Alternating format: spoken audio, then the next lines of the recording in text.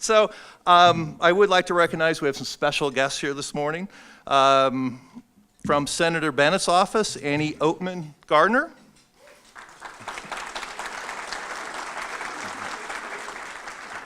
We have Representative Terry Carver.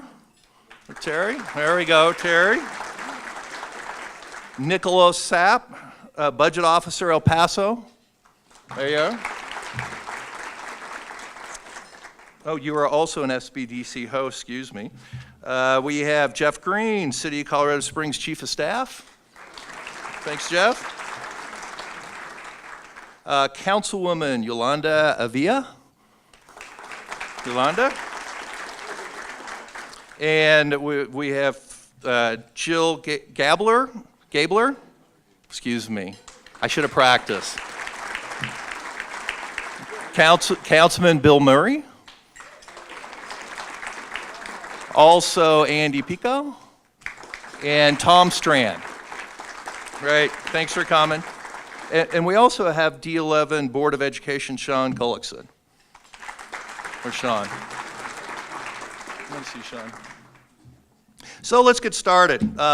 Kelly Manning, SBDC State Director and Deputy Director of OEDIT is up first.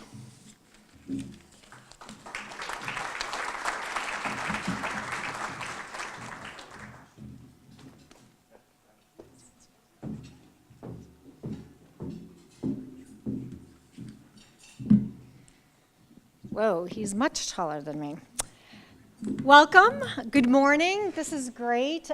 Thank you, Ekta, and the host and everybody for putting this on today. This is a great opportunity to get up and talk a little bit about legislation. Isn't that a fun topic?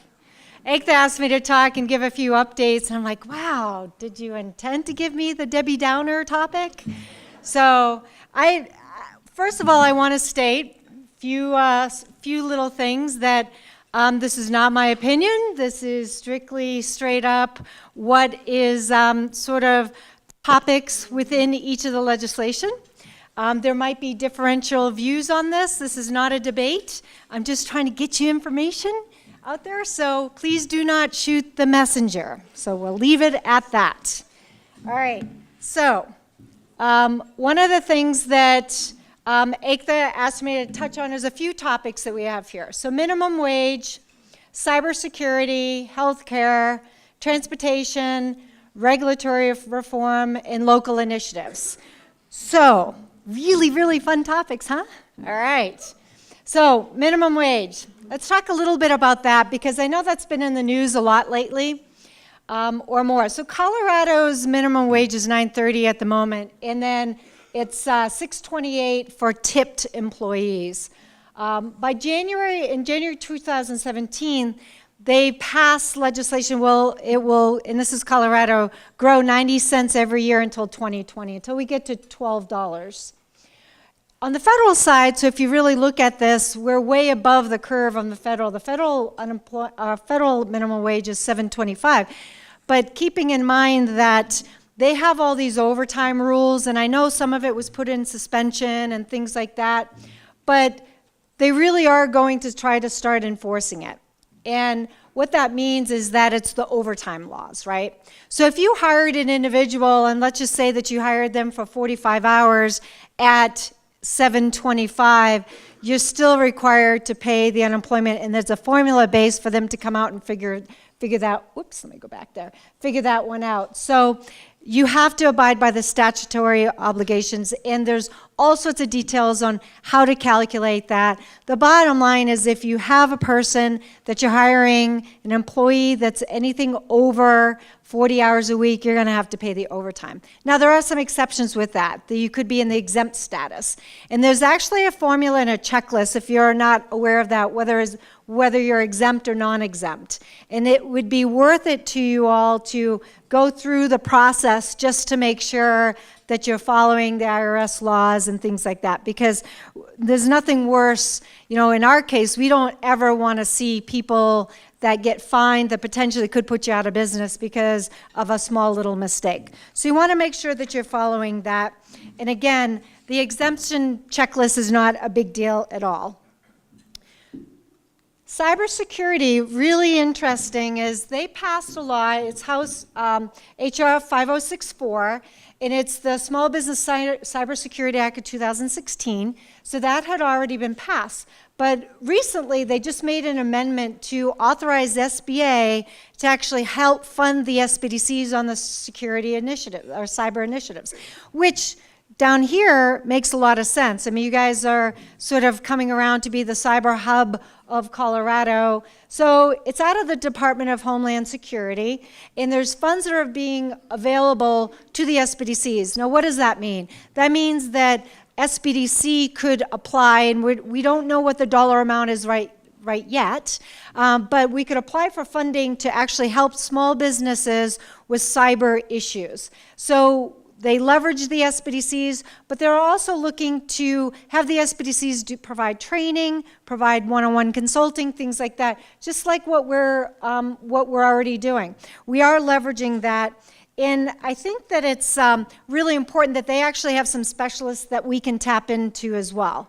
So stay tuned on that. We don't know exactly how much money the SBDCs will be eligible for, but we do know we're written into the law or the bill, so we're very excited about that. And you all down here in Colorado Springs should be excited about that as well. This cyber is actually part of the SBDC Tech Source, which is our technology program that we're running. So we're really excited about this to be able to provide these resources. So Healthcare Act, and again, this one is a little controversial. I just want to make sure I'm just giving you facts. There's some misconceptions on either side of what's in it, what's not in it. And I also want to give the little caveat that it's passed the House, as you all know. We're all smart people. What the Senate is going to pass may not look anything like what the House passed. So what I wanted to do was to at least give you some talking points on what is actually in the House bill, or in the American Health Care Act, that might be some confusion of some of the things that are out there. So that kids can still stay on their parents' plan until they're 26. Exchanges would continue. So if you've already started exchanges in Colorado, I'm going to talk a little bit about Colorado. Colorado has their exchanges. They will continue. They will continue to provide subsidies based on income. They will keep Medicaid benefits for individuals that are enrolled prior to 2020.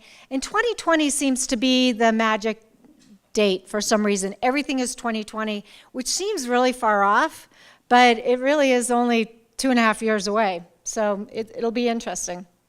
So the Affordable Care Act expanded Medicaid in 32 states. The American Health Care Act would reverse the eligibility expansion in 2020. They're eliminating the fines for large employers who are not providing health care for their employees, and small business tax credits would end in 2020.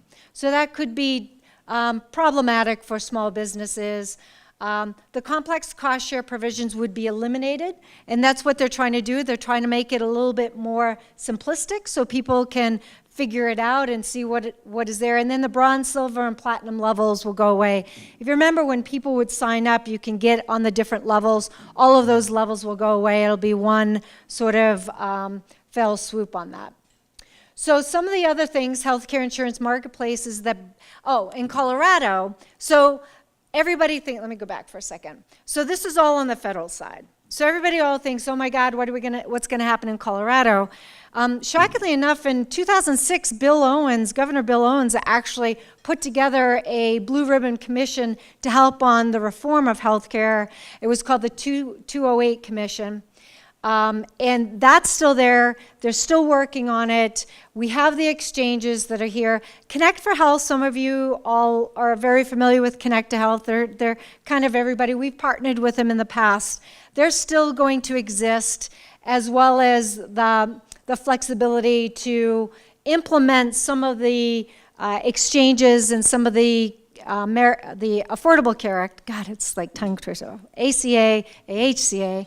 that should be allowed to keep the elements of in those sites. So if we had it, we still keep it, basically. So the big question is how is that funded, right? So that's the question for Colorado to try to figure out.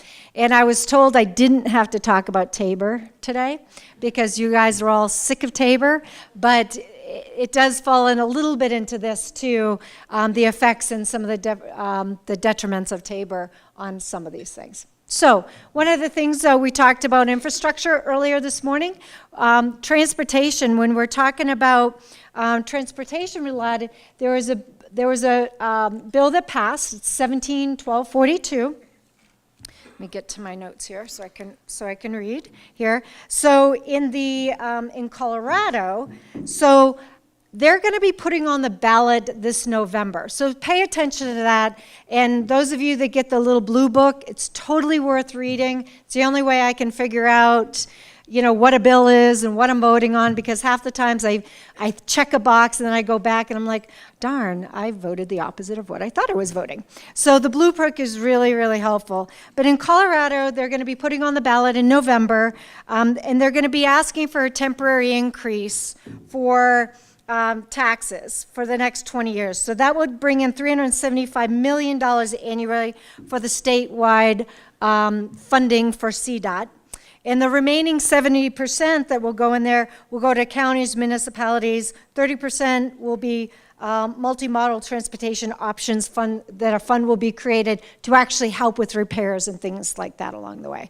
So Colorado is really taking the step. Now, again, because we have the voters' right, the vote of the people, it's the voters' rights of the people, which is Tabor. Everything has got to go on the ballot. If there's anything that's an increase to any existing tax or a new tax, has to be a vote of the people.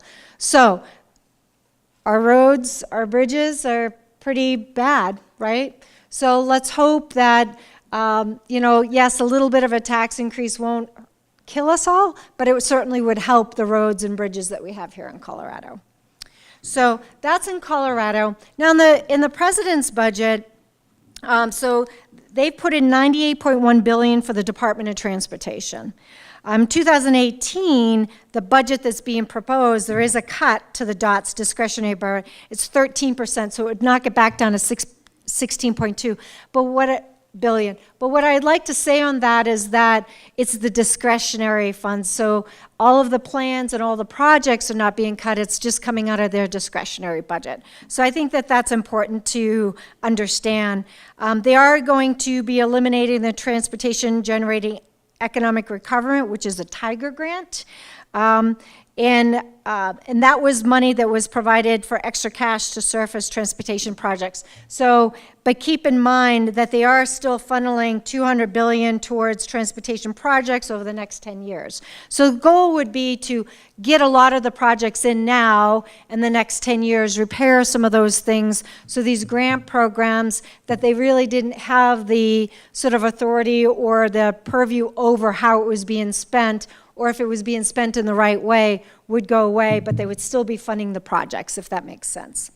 And then they're creating a over $1 trillion investment public-private partnership. And I think what you're seeing with this new administration, whether you like it or you don't like it, I'm just stating it, is they're looking at a lot of public-private partnerships. You saw FAA, they're trying to privatize that.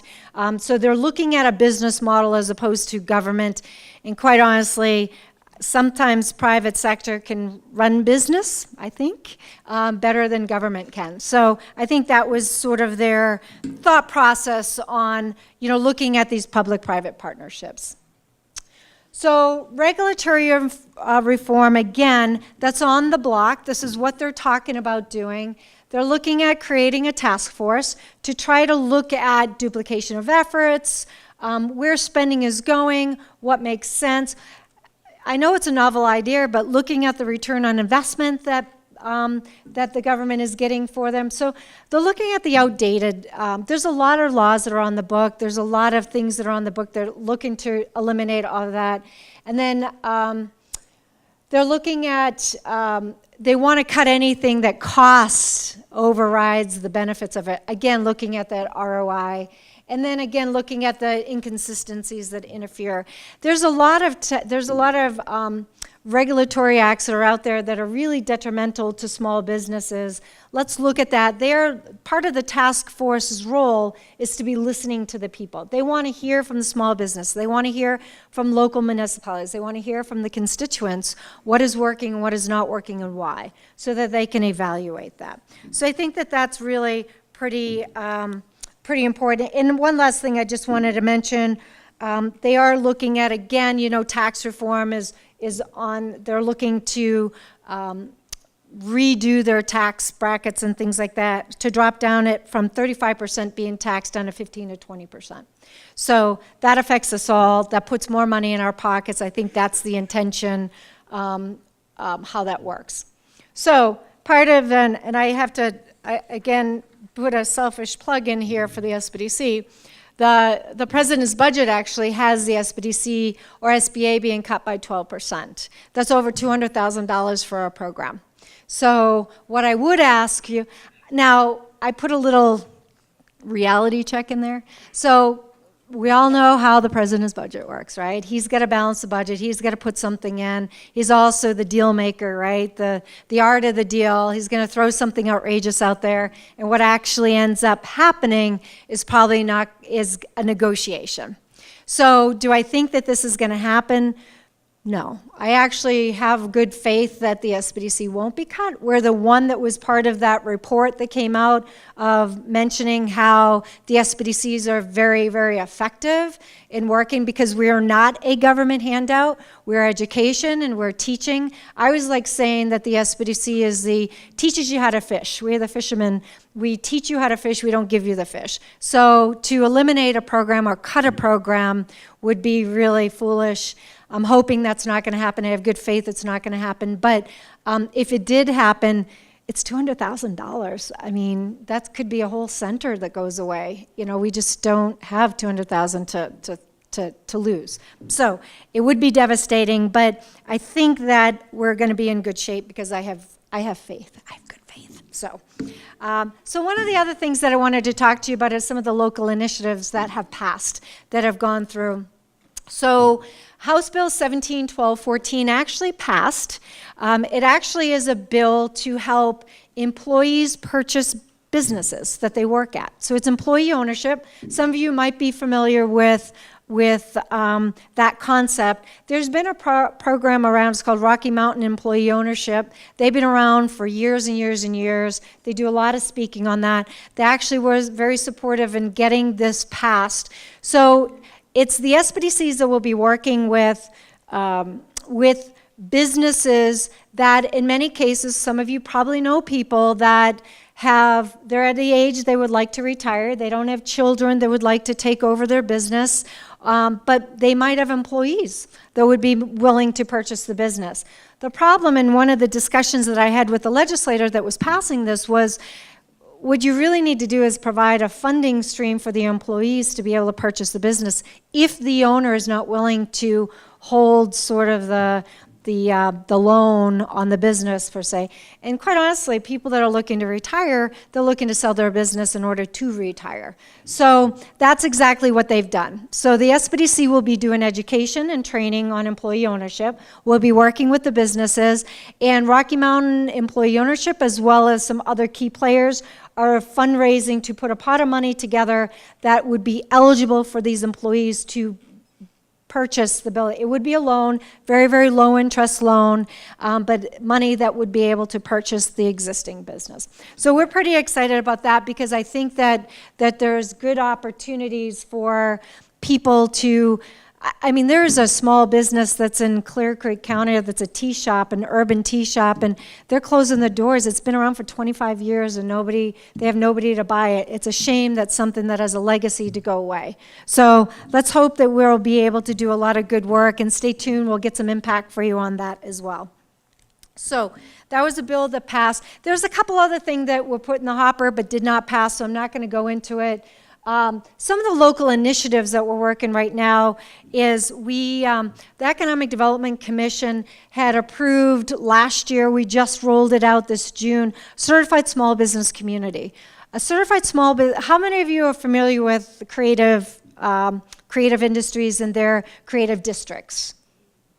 A lot of you. Okay. So think about that, but a bigger umbrella. So creative districts could be a really great fit within a certified small business community.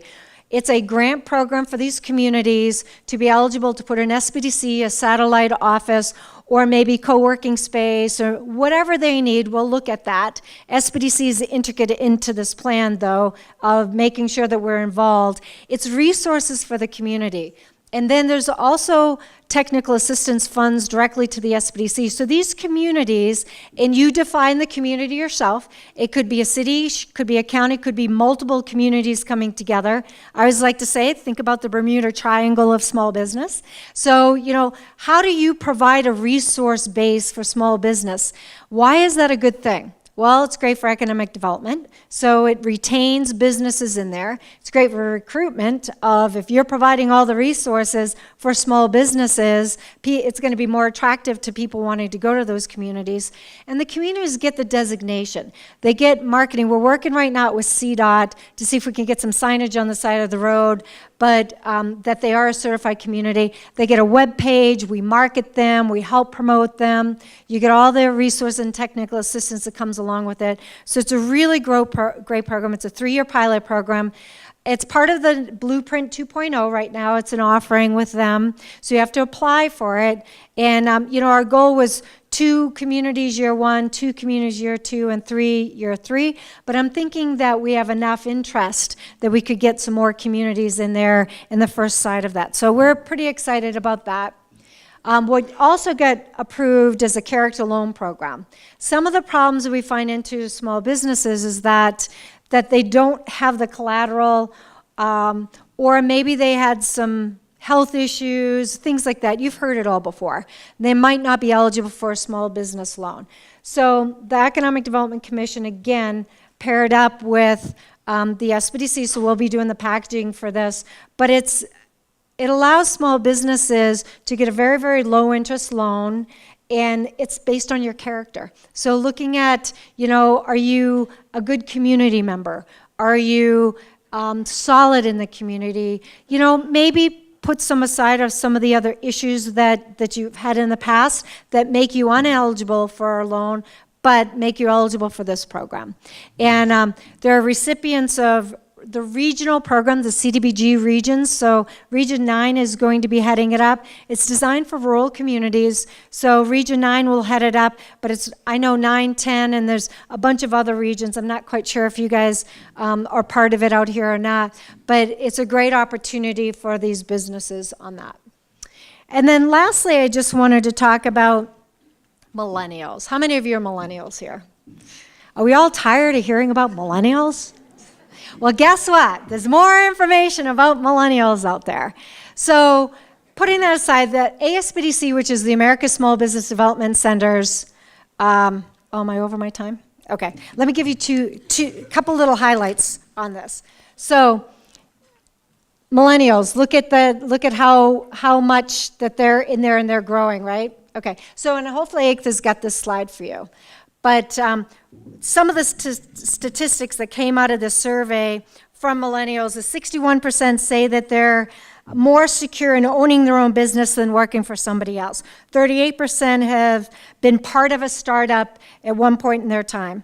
26% would live entirely off of a business that they started. 62% dream of opening a small business. 49% plan to start in the next 3 years, start a business in the next 3 years.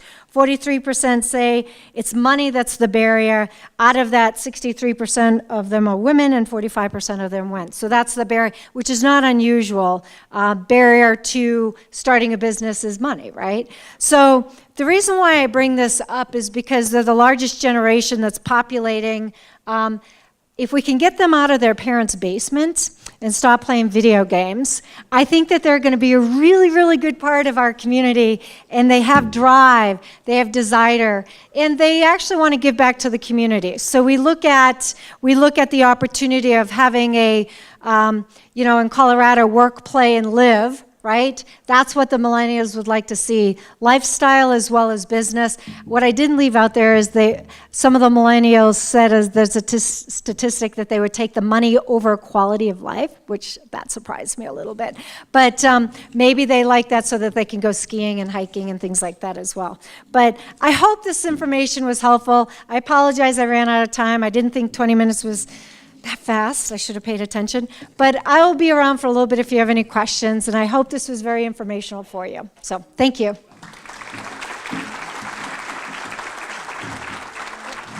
Sorry, I'm actually going to bring Ekta Markulia up now, which our fearless leader that you all know, and I was told not to read her bio, but she's a rock star. So.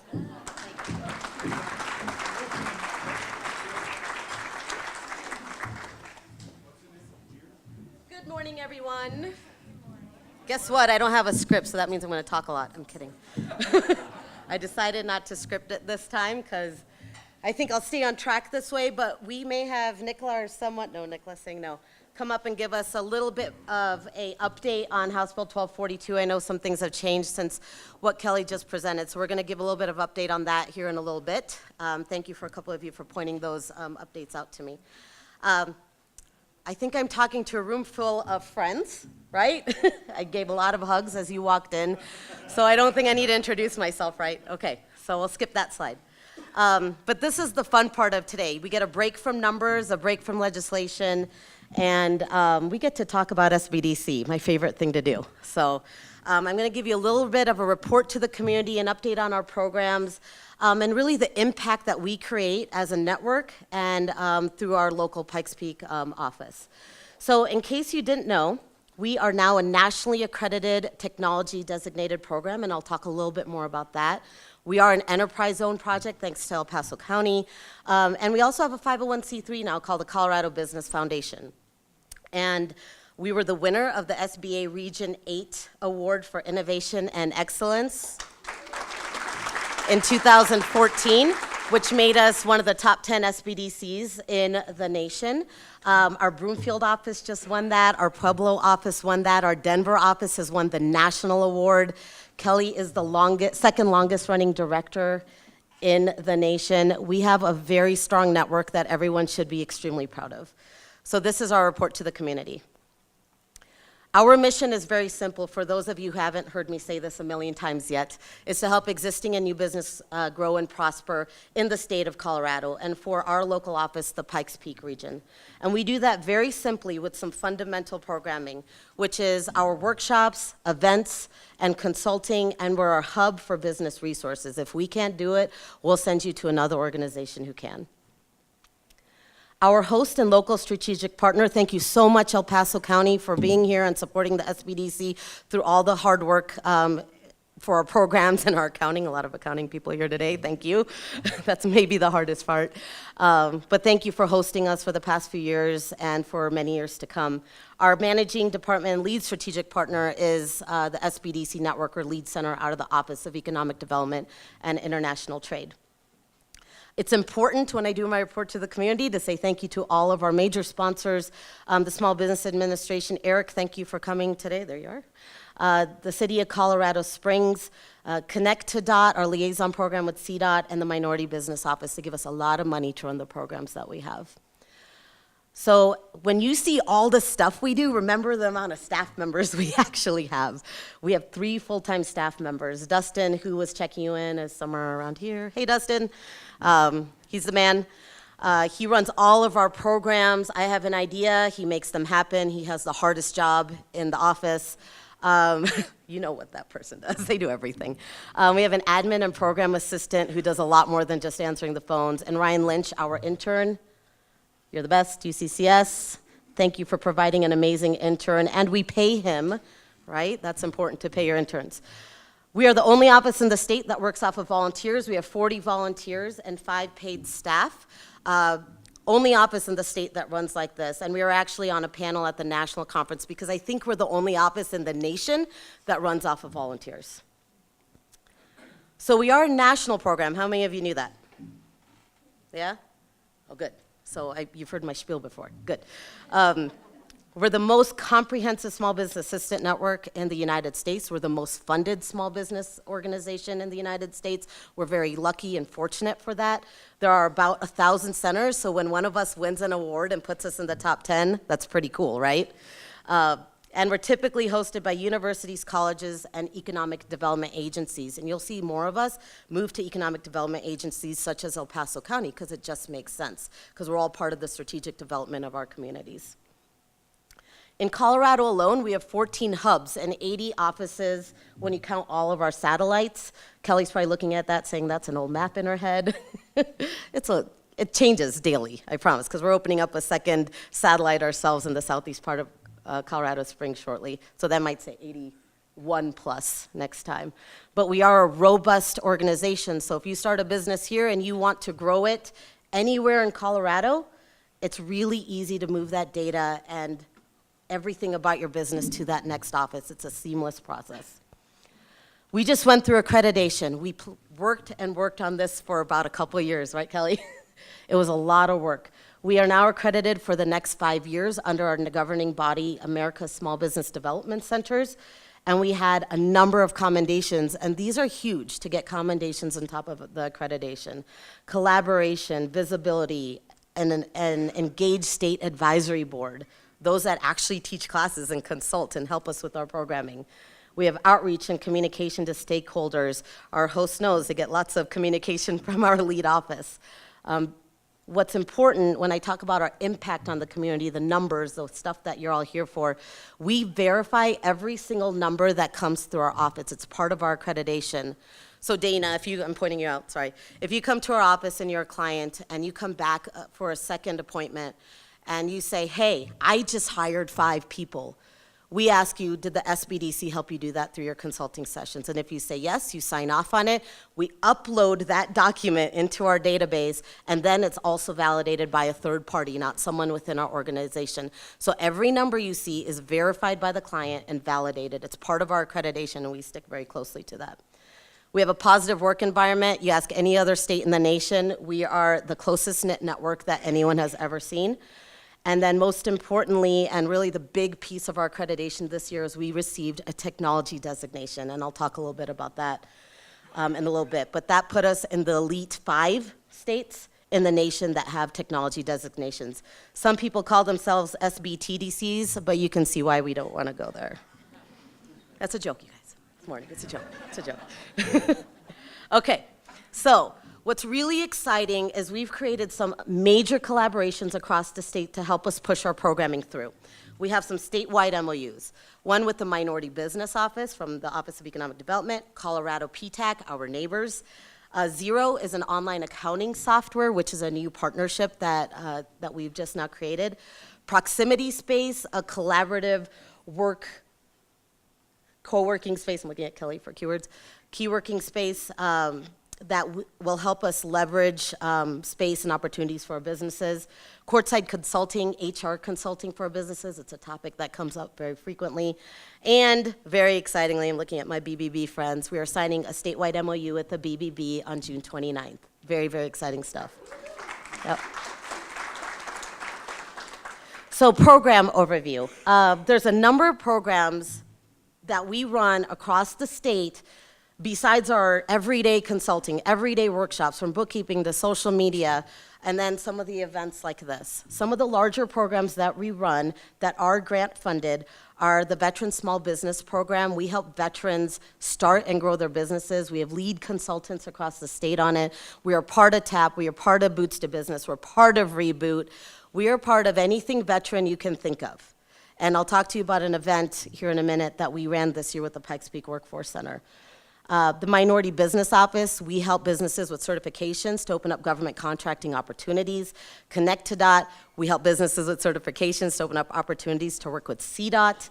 SBDC Advanced is a strategic development program to help second stage scalable companies get to that next level. Small Manufacturers Advantage is a new program that was first funded by Advanced Industries Grant, which we run with Manufacturers Edge. We help small manufacturers grow with one-on-one consulting and strategic development. Locally, we have about 8 small manufacturers in that program. TechSource We'll talk about that. Courses for Creatives, a program we run with the Pikes Peak Arts Council. We started with Nora when she was there, and that is still going strong. We help our creative industry with strategic development. Disaster relief has been going on since the day Waldo Canyon started, and we help with grants and loans under the CDBG DR grant. And we have a strategic planning series called Leading Edge, which is an 8-week to 10-week session to help existing businesses, new businesses, ag businesses, creative businesses, tech businesses, whatever industry you're in, we run a certain strategic planning series to support that type of business. So TechSource, this is the cool new thing. We've been doing it for years, but now there's a name that goes around it, and we call it TechSource. Throughout the state of Colorado, we've created hubs to help businesses integrate technology. So that's software, that's QuickBooks, that's social media, it's communication structures. That's the integration side. But we also have expertise in helping technology businesses grow. For example, tomorrow we have an SBIR roadshow in Pueblo where we're teaching people how to get SBIR grants. This is very important. And we're doing that all across the state. The smart zones we have are ag tech, mainly in Greeley, SBIR, STTR training, strategy, and tech commercialization out of our Boulder office and Gunnison office, and then here, obviously, cybersecurity. So in cybersecurity, we run a program called Cyber CYA, Cybersecurity to Cover Your Assets. You gotta have fun with your titles, right? So some areas, well, I mean, you have to have fun, otherwise businesses will be like, oh, another cybersecurity event, right? So we have fun with it, but we bring legit, important topics that small businesses need to know about. Latest news and threats. I'm sure you've heard of WannaCry. That was the latest one that came out. Data breaches, malware, seasonal tips. So we've launched that Cyber CYA program, and look how many amazing partners we have here locally. We have Microsoft Technologies, the Colorado Springs Chamber and EDC, UCCS College of Business, PTAC, Workforce Center, NCX, NCC, Catalyst Campus, and then our partners in Delaware that really helped us launch this program. So we've made some major collaborations to get this thing off the ground. So I'm going over now, so I'm going to hurry up. We had amazing events already this year. We had the Veterans Conference with the Workforce Center. We had over 300 attendees there, employers of all sizes. It was a great event. We celebrated National SBDC Day on March 22nd, where there was a proclamation in the House and the Senate. Small Business Week, we hosted with BBB. Who went to the food truck cook-off? Oh, that's not enough. Okay, we're going to talk about food trucks because we're going to do more of those, right, Gina? But we had 800 attendees for that whole week, and it was an amazing, amazing week celebrating small business. We just graduated 14 businesses from our Leading Edge Strategic Planning Series. And then upcoming, we have our roadshow for SBIR. We have our Leading Edge Strategic Planning Series for CDOT. Small Business Saturday is November 25th. And watch for more food truck events. I mean, they're a big hit. It's a growing industry, and we're partnering with our microbreweries to make these happen. So keep an eye out for those. Legislative info sessions. You're going to see an event come up on backflow regulation from the utility company. It's really important that all businesses know about that. And more networking and expos. We're going to do some more B2B and B2C types of expos. So our economic impact. This is the good stuff. This is what I call awesomeness. For the state, for 2016, last year, we helped 451 business starts, over 3,000 jobs created, over 3,000 jobs retained, 122 million in capital infusion, over 95 million in increased sales, over 6,000 clients, over 18,000 client sessions, 33,000 consulting sessions, 784 workshops, and over 11,000 workshop attendees. That is impact. We're getting in front of small businesses and we're making them show up for really important topics to grow their businesses. And this is what's helping our communities. These are the numbers. This is your return on investment for supporting the SBDC. So locally, these were our numbers last year. All of you sponsors out there, this is the part I want you to look at. We had 138 business starts last year, 218 jobs created, 345 jobs retained, over 10 million in capital infusion, over 7 million in sales, 500 clients, 1,000 client sessions, 1,000 hours, 103 workshops, and 2,266 attendees. That is what we did locally. Thank you.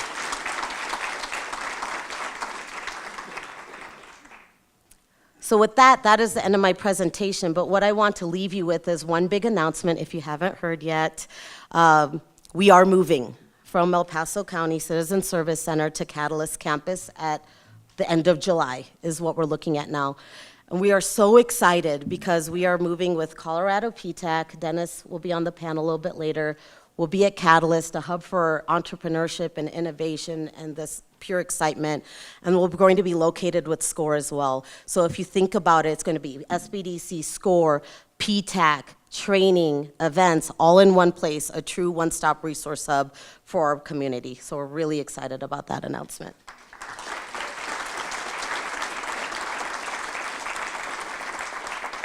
So now we're going to go into some numbers, some heavy-duty numbers with Tatiana. So we took your feedback from last year, and we knew we kind of overwhelmed you with a lot of information. So those packets we put in front of you are one-sheets from all of our organizations and partners with trends and data you can take back with you and really apply to how you run your business so you can make some more impact of your own. So take that packet with you, and then we'll send out the PowerPoints after the event. But now I'd like to introduce Tatiana Bailey, Director, UCCS Economic Forum.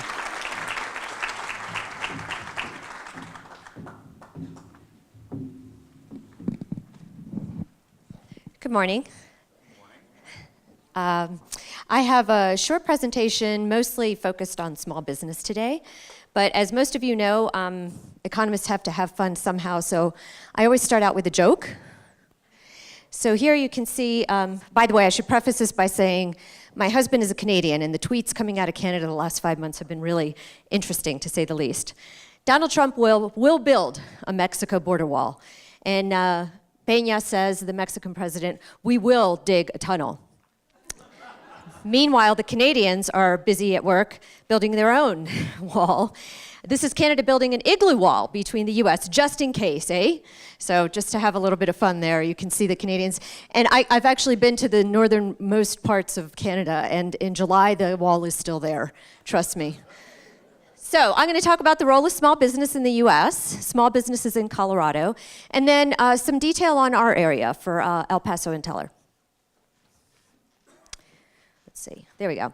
So in 2013, the last year that we have comprehensive data available, there were 28.8 million small business establishments, and this is representing 7.5 million firms, actual companies.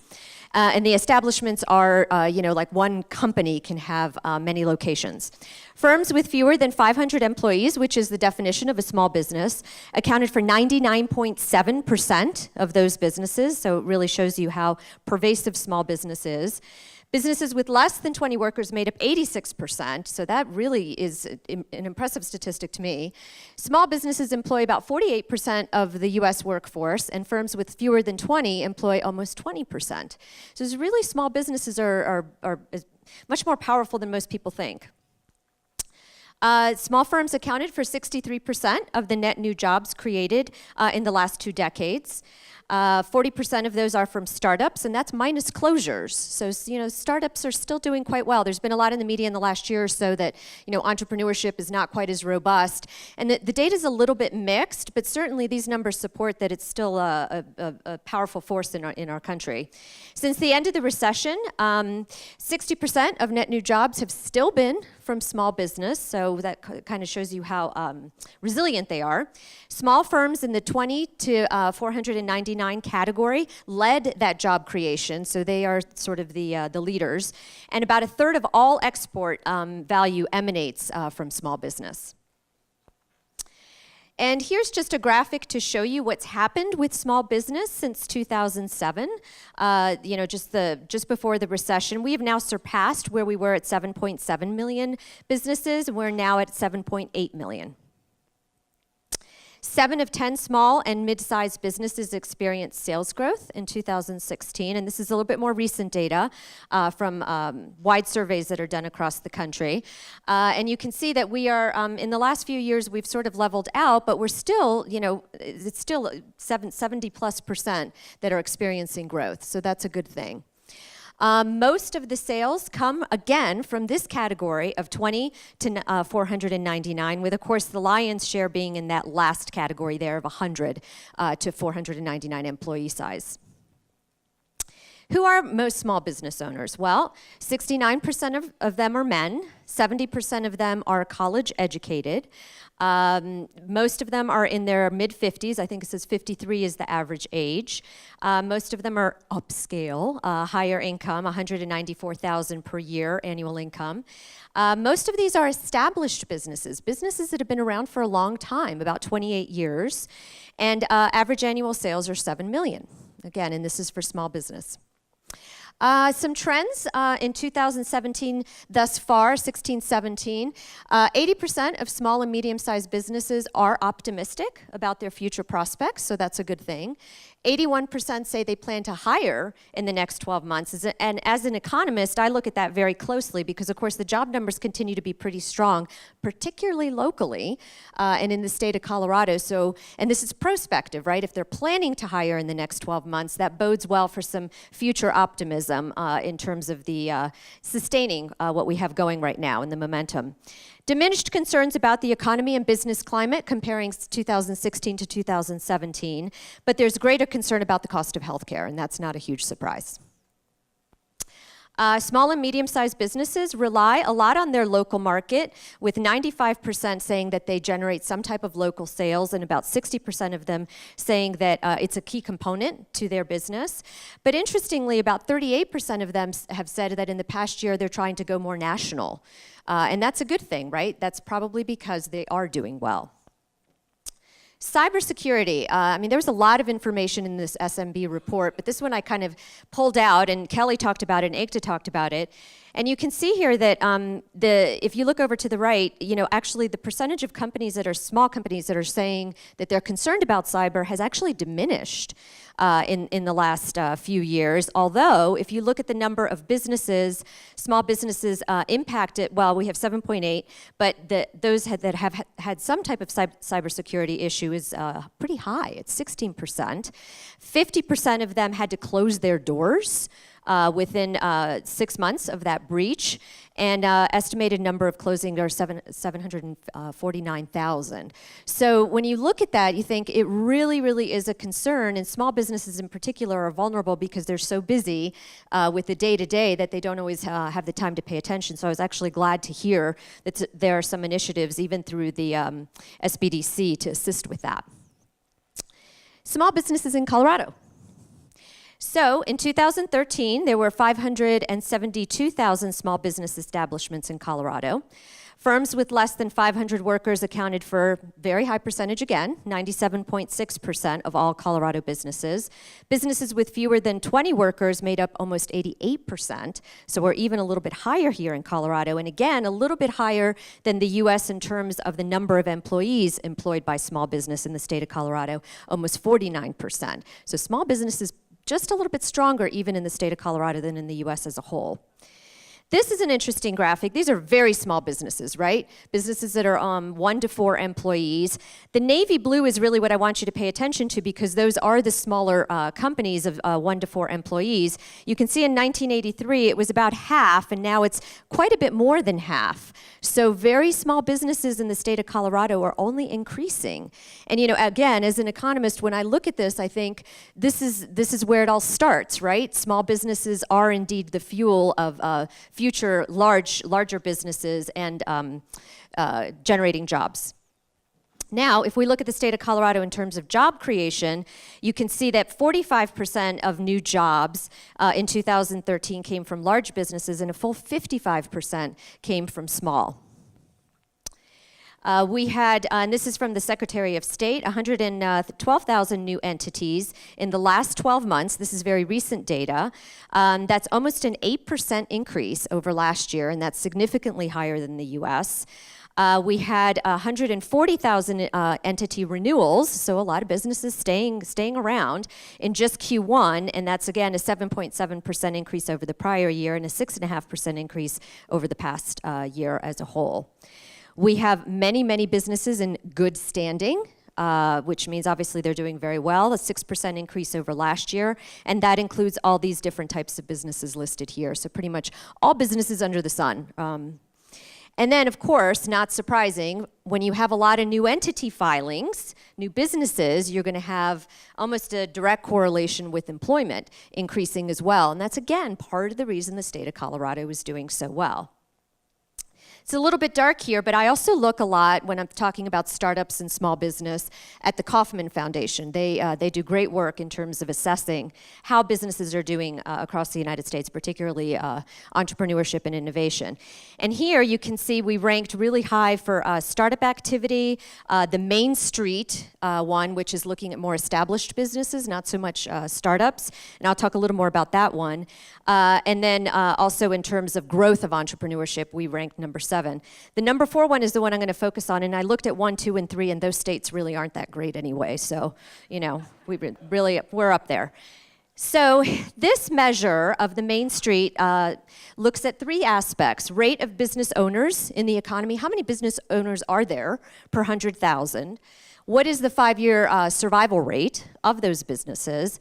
And then what is the density of those small businesses?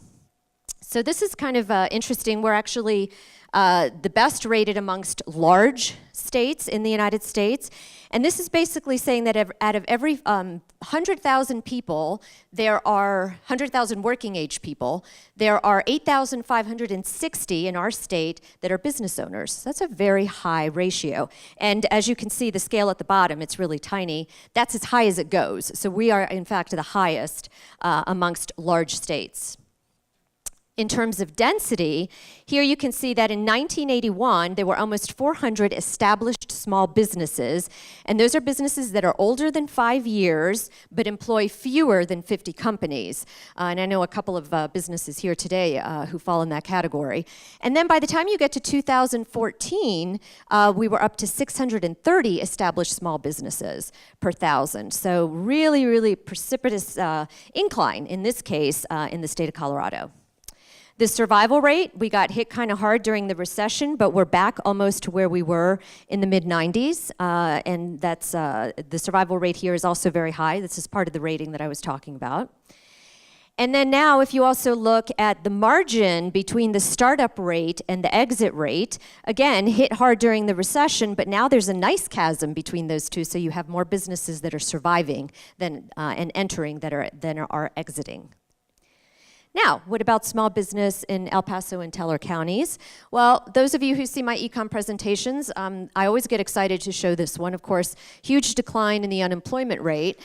In April, the most recent month where we can compare to our counties nearby, you can see that the unemployment rate was 4.1%, not seasonally adjusted. And then look at El Paso County at 2.5%. I mean, we were above the U.S. when I moved here 3 years ago, and the state of Colorado even a little bit lower. No one's going to really usually say that's a bad thing, although the labor market's gotten so tight lately that it's starting to affect us a little bit negatively, and I'll talk more about that in a sec. What are some of the counties that have grown the most in the past full year that we've had data for, 2015 to 16? Healthcare and social assistance. This is very much like the U.S. Accommodation and food, retail trade, construction, education, other services, finance, and insurance. These 7 sectors accounted for most of the net new jobs in that year, 6,500 out of the 7,700. So here you can see, I like to also show this, relative to each other, how are all these sectors doing? So you can see here, people often think it's the military that is the largest employer in El Paso County, but in 2016 it was actually healthcare, social assistance, and education at 20%, military second at 17%, and so forth. Now, here we have, and Dirk, here are the latest numbers I was telling you about that just came out. You can see these are the new jobs in El Paso County going back all the way to 2001. And you can see there's been some fluctuation. Of course, we got hit very hard during the recession. And then starting in 2013 and 14, we got to that blue line there, which are the net new jobs that are needed in order to match population growth, in order for us to stay at a low sort of natural rate of unemployment. So, actually by 2013, we were doing pretty well because we hit that line. 2015, we well exceeded it. And 2016, the final numbers just came out. We were a little bit lower than 2015. And, most economists in the state are saying is it's because the labor market's really tight. It's actually making it hard. And a lot of small business owners, in fact, the state did a survey not too long ago saying, I'd like to grow some more, but I can't find the qualified labor that I need. So kind of a good, bad problem. And then we ended out 2016 with 7,700 net new jobs, which is still well past my dotted line there. So I'm happy about that. If you look at job openings, prospective data that I get through Dana at the Pikes Peak Workforce Center, you can see that in May we had 11,000 job postings, only posted for about a month.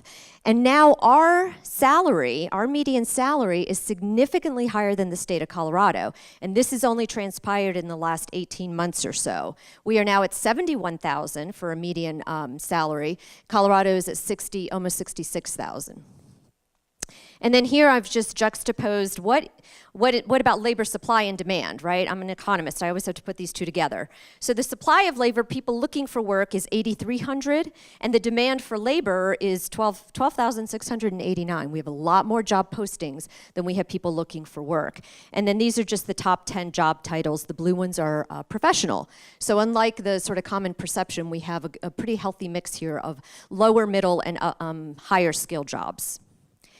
And then here you can just see in Q1 what have been the top job postings by occupational category, computer and math, sales, and so forth. So we have a pretty good representation across many occupations. And then looking back, you can just see this is pretty consistent. In El Paso County, we have had the biggest increase in terms of job postings from 2006 to 2016 in healthcare and social assistance, accommodation and food, education, professional and technical services, and then the biggest decline in manufacturing. I also like to look at what about the new businesses? How many new businesses have started and in what categories? And I was a little surprised to find out that the largest increase has actually been in professional and technical services, which again is kind of counter to that sort of historical perspective of middle skill and lower skill businesses that are here. Clearly there's a good representation. Now, because the SBDC is Pikes Peak and covers Teller County, I just have a little bit of the same information for Teller County. Here you can see that the number one sector in terms of employment is accommodation and food, retail, trade, and so forth. And then historically, again, going back to 2006, you can see that the biggest increase has actually been in retail trade, and then the biggest decline in accommodation and food. And then for number of establishments, they have interestingly had the biggest increase in professional and technical services and the biggest decrease in construction. Probably a lot of that, I'm going to guess, is remnant of the recession. Now, just to round this out, looking at the number of employees by firm size, here you can see Colorado Springs, Boulder, Fort Collins, and Pueblo. We have, for instance, a very high proportion of our total companies being in the 1 to 19 employee category, and there you have some of the other categories as well. And then if we go back and we trend this, all of these MSAs have had increases in the 1 to 19 employee size firm. Actually Colorado Springs, if this goes back to 1994, a pretty decent increase in this smaller business category. Huge increase in the 250 to 499 category historically, so that's good as well. But because I'm an economist, I have to give you a little bit of bad news too. You can see here that average pay, we do lag a little bit. Wages are sticky, as economists always say. For El Paso County, we are at about 88% of the U.S. Average annual pay. Teller County is significantly lower than that. And my guess is because it's a lot of retail and accommodation and food there. But seriously something that we need to look at and think about. It's probably going to change. I mean, the labor market's really tight. It just takes a long time. But in terms of attracting labor, very, very important. And then in your packets, for those of you who know, my sponsors get a monthly dashboard. There is one in your packet, and this is not everything I've gone over today. This is actually sort of more of a straight-up economic analysis, but it's just a 2-page front and back dashboard. And then if you didn't get enough economics this morning, September 29th is going to be our annual event. I've switched it to an afternoon event so we can have a happy hour after. Everyone needs drinks after 4 hours of economics, right? And it's going to be at the Antlers this year. We're going to have 2 Wells Fargo economists flying in and doing the keynote presentation. So that's it, and I think I can invite the panelists up.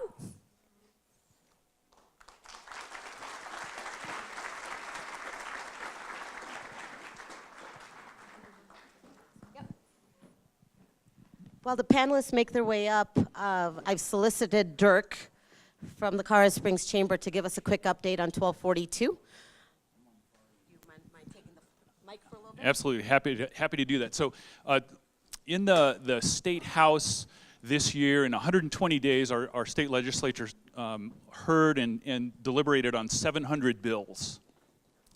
I think 600 of those, Terry, am I right? 600 of those are in the last 5 days of the session. It seems like they accelerate very quickly. It seems that way. So literally, those are the real numbers, 700 bills in 120 days. And so keeping track of an individual bill is very challenging, especially if you're not in the legislature. Even if you're in the legislature, it is challenging. Senate Bill 1242 was the leading contender from this session to fund transportation in a comprehensive funding source. It was sponsored by the Senate President and by the Speaker of the House. It didn't pass out of this session. So that's an update that was very late in the session. It didn't pass. It did pass out of the House. It was killed by a Senate bill, or excuse me, by a Senate committee. And frankly, we think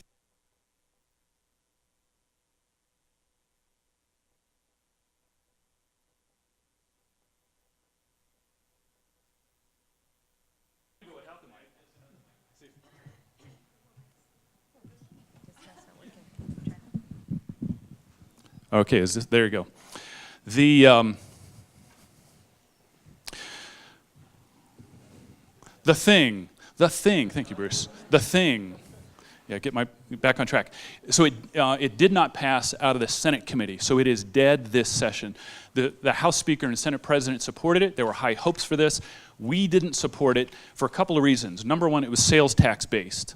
We already have, as you know, 2 sales tax measures in this region that are dedicated to transportation funding, our RTA, our PPRTA, and Measure 2C, which we have passed about a year and a half ago. We were not supportive of an additional sales tax in addition to that. It would take us very close to 9% in the city of Colorado Springs and a competitive disadvantage with other communities. So we weren't sad to see 1242 not be on the ballot this year. What was passed in the last couple of days was Senate Bill 267, the hospital provider fee, which provides about $100 million a year for state funding. And some details of that, it's a very complicated bill, details of that are still emerging and still being worked on. And there were also rumors of 2 groups that might bring a ballot initiative, might bring forth citizen-driven ballot initiatives, one of which we just heard this morning. The Association of General Contractors will not run a bill for referred ballot measure. We're still waiting to hear from the Independence Institute, John Caldera's group, which is still considering a citizen-led ballot measure. Quick update, just said as a quick update, 1242 won't run. Senate Bill 267 will. Watch, if you're watching this, it's called the hospital provider fee. And then there still is a chance for 1 citizen-referred ballot measure this fall. We'll continue to work with our legislators in the off session leading up to next year. There's still issues to be addressed and room for improvement in funding for our transportation network, and we continue to work with our folks to do that. Thanks, Ekta.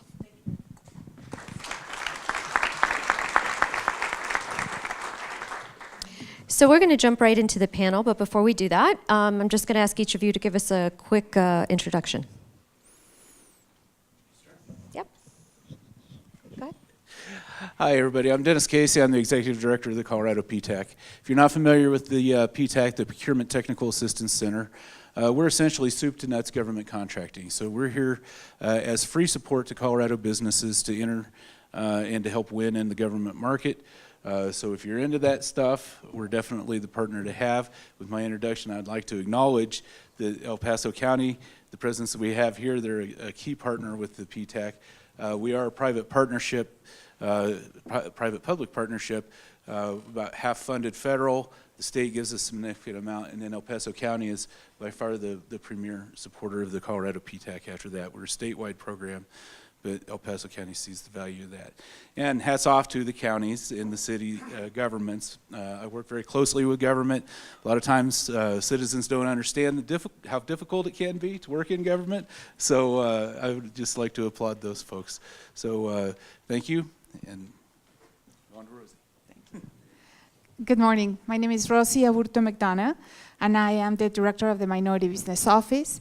We are housed at the Office of Economic Development and International Trade in Denver, and we are a very, very close partner with the SBDC network throughout the state. We do cover statewide Colorado, and we are an advocate.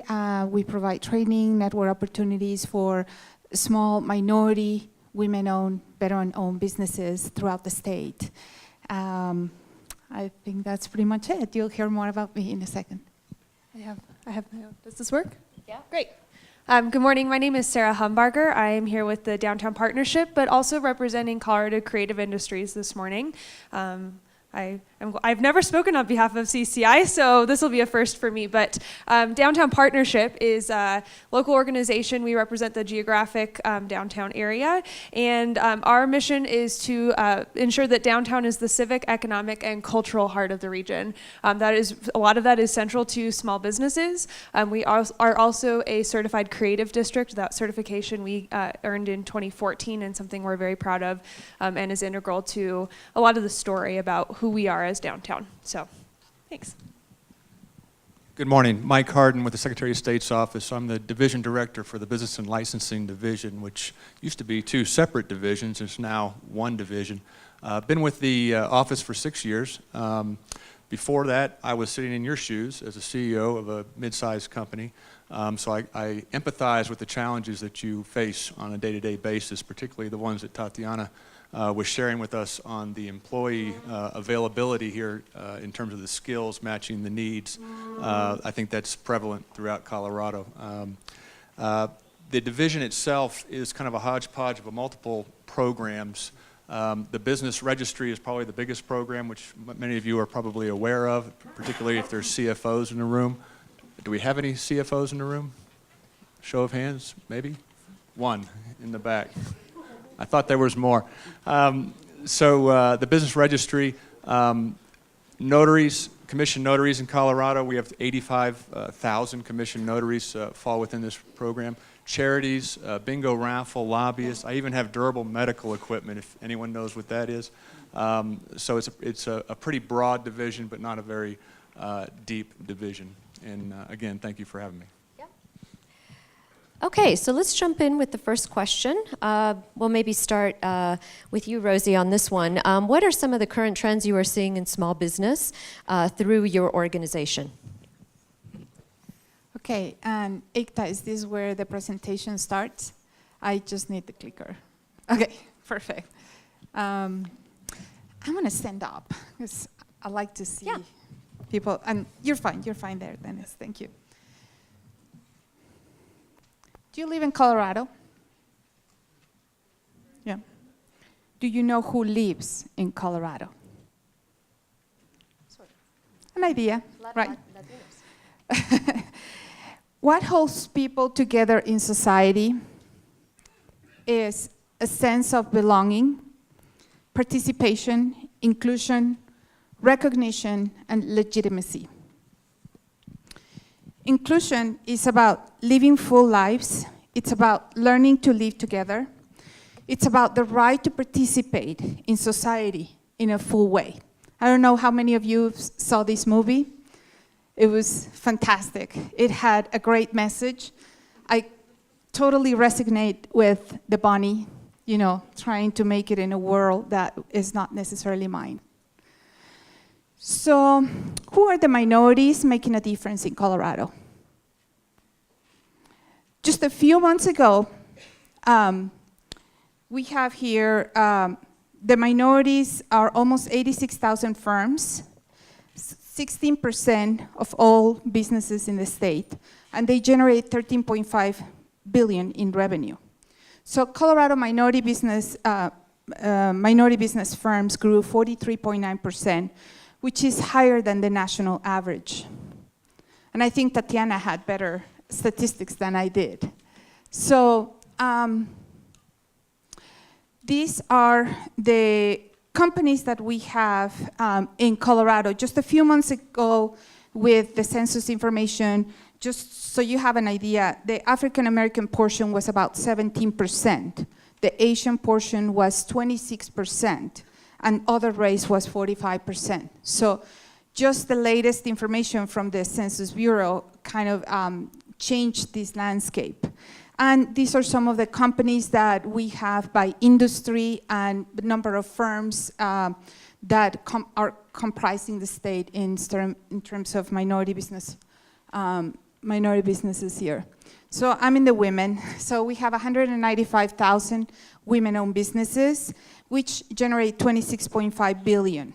There was an increase of 21.5% from 2007 to 2012, and non-women-owned businesses decreased by 9%. So what does this mean? Women are getting more and more in the workforce. We are entrepreneurs. We love having our own business. And I'm going to show you in the next slide, but basically Colorado women-owned businesses have increased a lot. These are some of the main industries that we have women-owned businesses. So we are 36.4% of the businesses in Colorado. One big segment that we have growing is immigrant-owned business. Why do immigrants tend to be entrepreneurial? You guys think about what it is. We come from a different society system. We come here and we want to use our resources, our skills, because we want to take control over our own destiny. We are smart. We come from a different societal system. We want to build a future for ourselves and our families. 9.2% of Colorado's firms are immigrant-owned, and 33% of Fortune 500 companies in Colorado were founded by immigrants or their children. There are only a few things that I take great pride in doing, and that is finding a minority, women-owned, or an immigrant-owned business and work with them as the Minority Business Office. So veterans, we are in the mecca of veteran land, correct?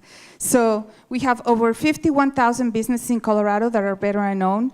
They grew 9.7%, higher than the national average, which is 9.3%. They employed over 74,000 people with an annual payroll of $3.1 billion. Of the 51,000 businesses that are veteran-owned, veterans, 6,700 are women-owned. So veterans own businesses, they generate revenues, they employ people in our communities.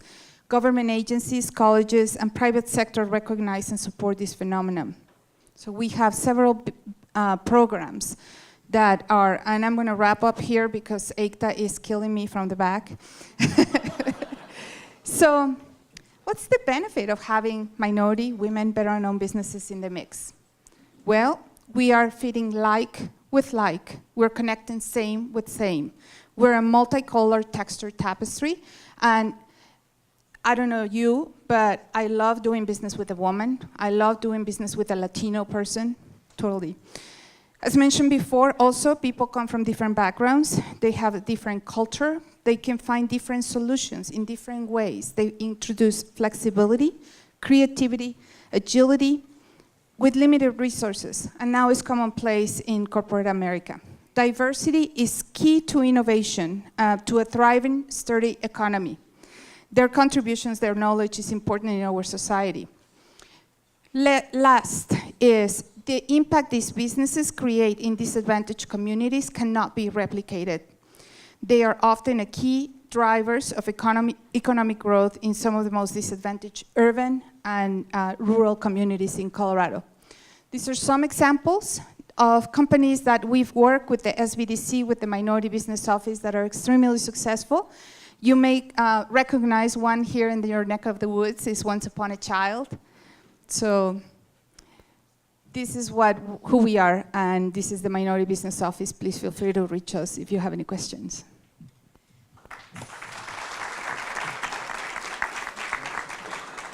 Bien hecho, Rosie.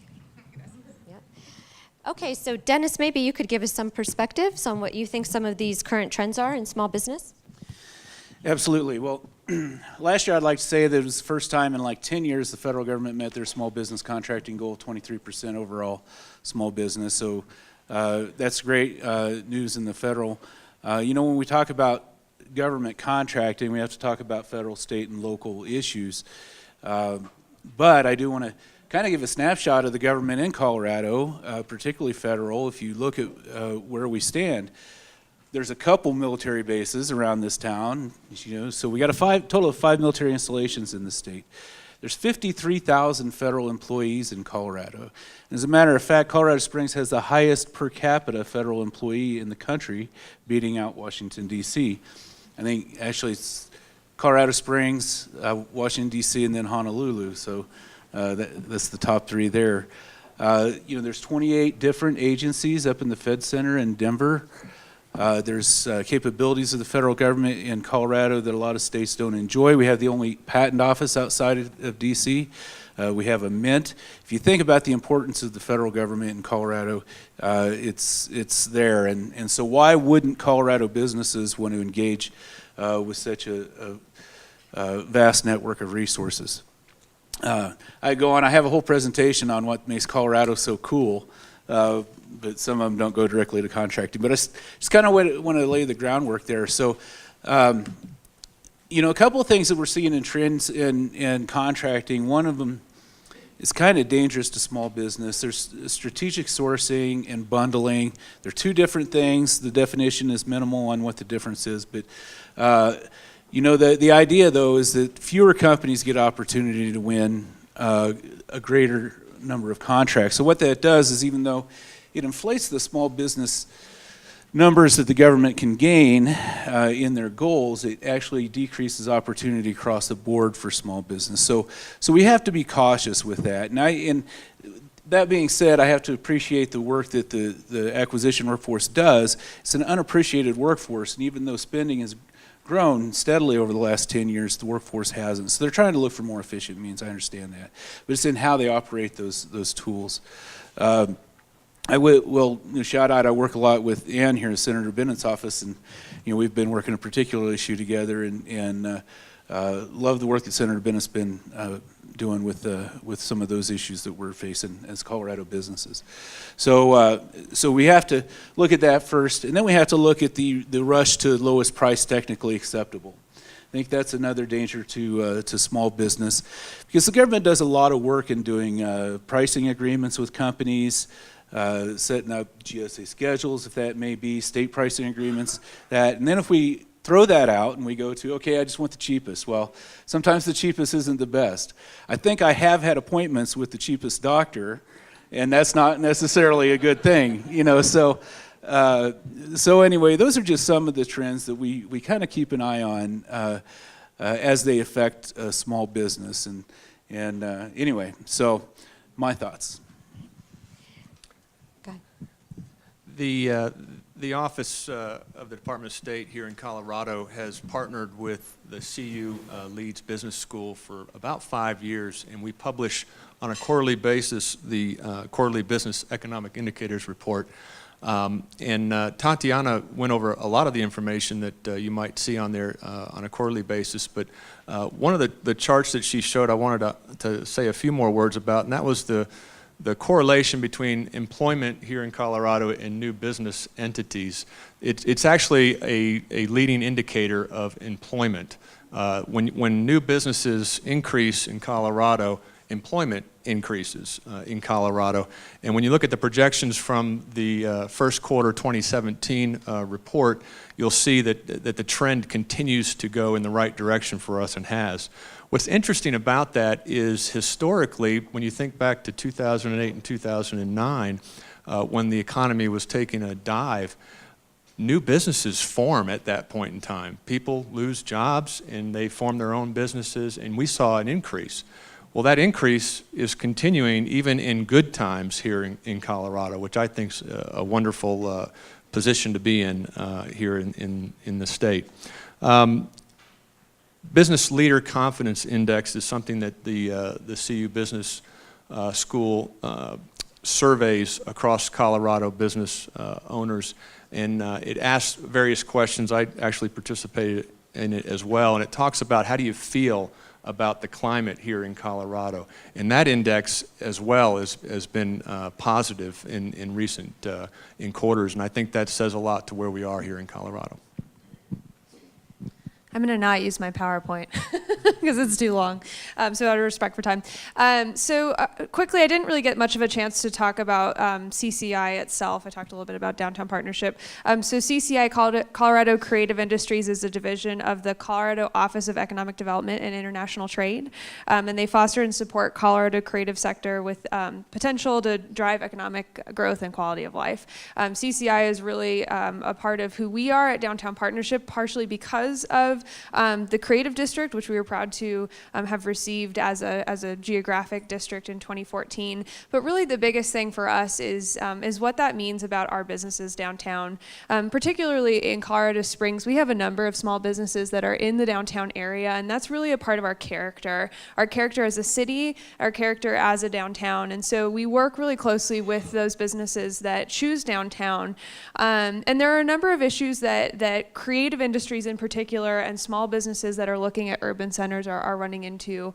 And there's a number of programs that CCI runs to address some of these things in terms of grant support and technical support. And I know that through the SBDC, there's programs that you can take in terms of growing that type of business, but really in terms of hurdles that some of these businesses are running into, particularly relate to real estate. That's a lot of what I work with on a day-to-day basis. I work closely with our businesses that are looking to move into the downtown area. And I know that this is happening a lot throughout the state as well.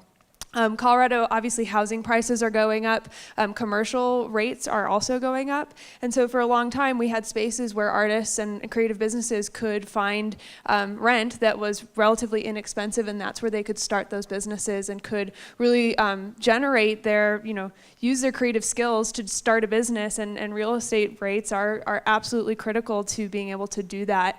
And what we're seeing now is both the combination of rising rents throughout all the Front Range in particular, is really pushing out a lot of those businesses. They're not able to access some of those more urban areas that are important to who they are as a business, what their character is.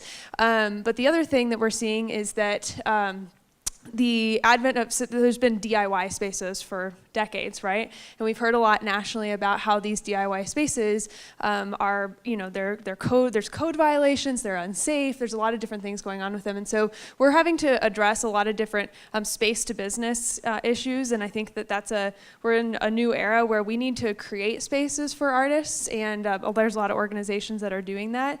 CCI, I think, is very involved with that process. And I think that there's some innovative things happening in Colorado Springs and in downtown, but that's something that I know a lot of businesses are running into that hurdle. Mike, I just want to say to your point, one of the key things when you look at the new entity information and businesses in general in the state of Colorado is how many different sectors are represented, which is another huge strength for us in terms of being resilient to change. Because, for instance, some of the states that really suffered during the downturn of oil and gas prices didn't really impact us because we have so many other industries that we're strong in. And luckily, the new businesses that are forming are also very diverse. If anything, it's making us even more diverse. And then to your point, Sarah, we're a lot cheaper than Denver, which is great, but if you look at us, we're about double the national average for housing appreciation. We're still not there for commercial space, but it's definitely going in the wrong direction, so to speak. So, next question I have. What hurdles have you seen arise for small businesses in the last year that you think are important to discuss, and what can businesses do to overcome these hurdles? Rosie, could we start with you? Sure. Within the Minority Business Office, one of the biggest issues we've noticed is obviously the process of getting certified, the process of obtaining a government contract is pretty difficult. It's not a simple one, but what we're trying to do is we're trying to create a resource for small businesses. And I'm not only talking about construction and related construction services and transportation. I'm talking about goods and services, companies that come to us and they say, hey, I want to sell to the government. The government is the biggest buying entity throughout the nation, correct? But how do I sell my printing services? How do I sell my marketing services or PR and things like that? So we are creating a vehicle for these businesses, but there is a challenge because there's a learning curve that they have to face. Then there's also a lot of paperwork that has to happen. So what we're trying to do is we're trying to be the hand that holds you throughout this road. But there is definitely a lot of opportunity in the government contracting area, as Dennis knows, and he also, we're great partners to, they do federal certifications, they do federal contracting, which we rely a lot on their expertise because they have many more years in front of us. Dennis is a lot older than I am, for sure. Your turn, Dennis. Well, never do that when you give him the microphone to the guy. But in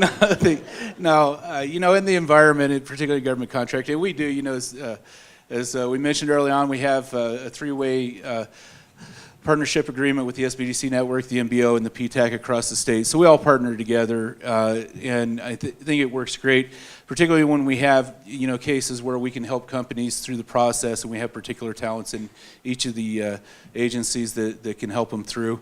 But certification is part of the differentiation in the government market that you have to understand, because those dollars are getting harder and harder to come by. So I'd recommend to any company that if you are minority-owned, woman-owned, veteran-owned, any of those that might set you apart in the market to make the competition less, then certainly go after those because that can be a differentiator.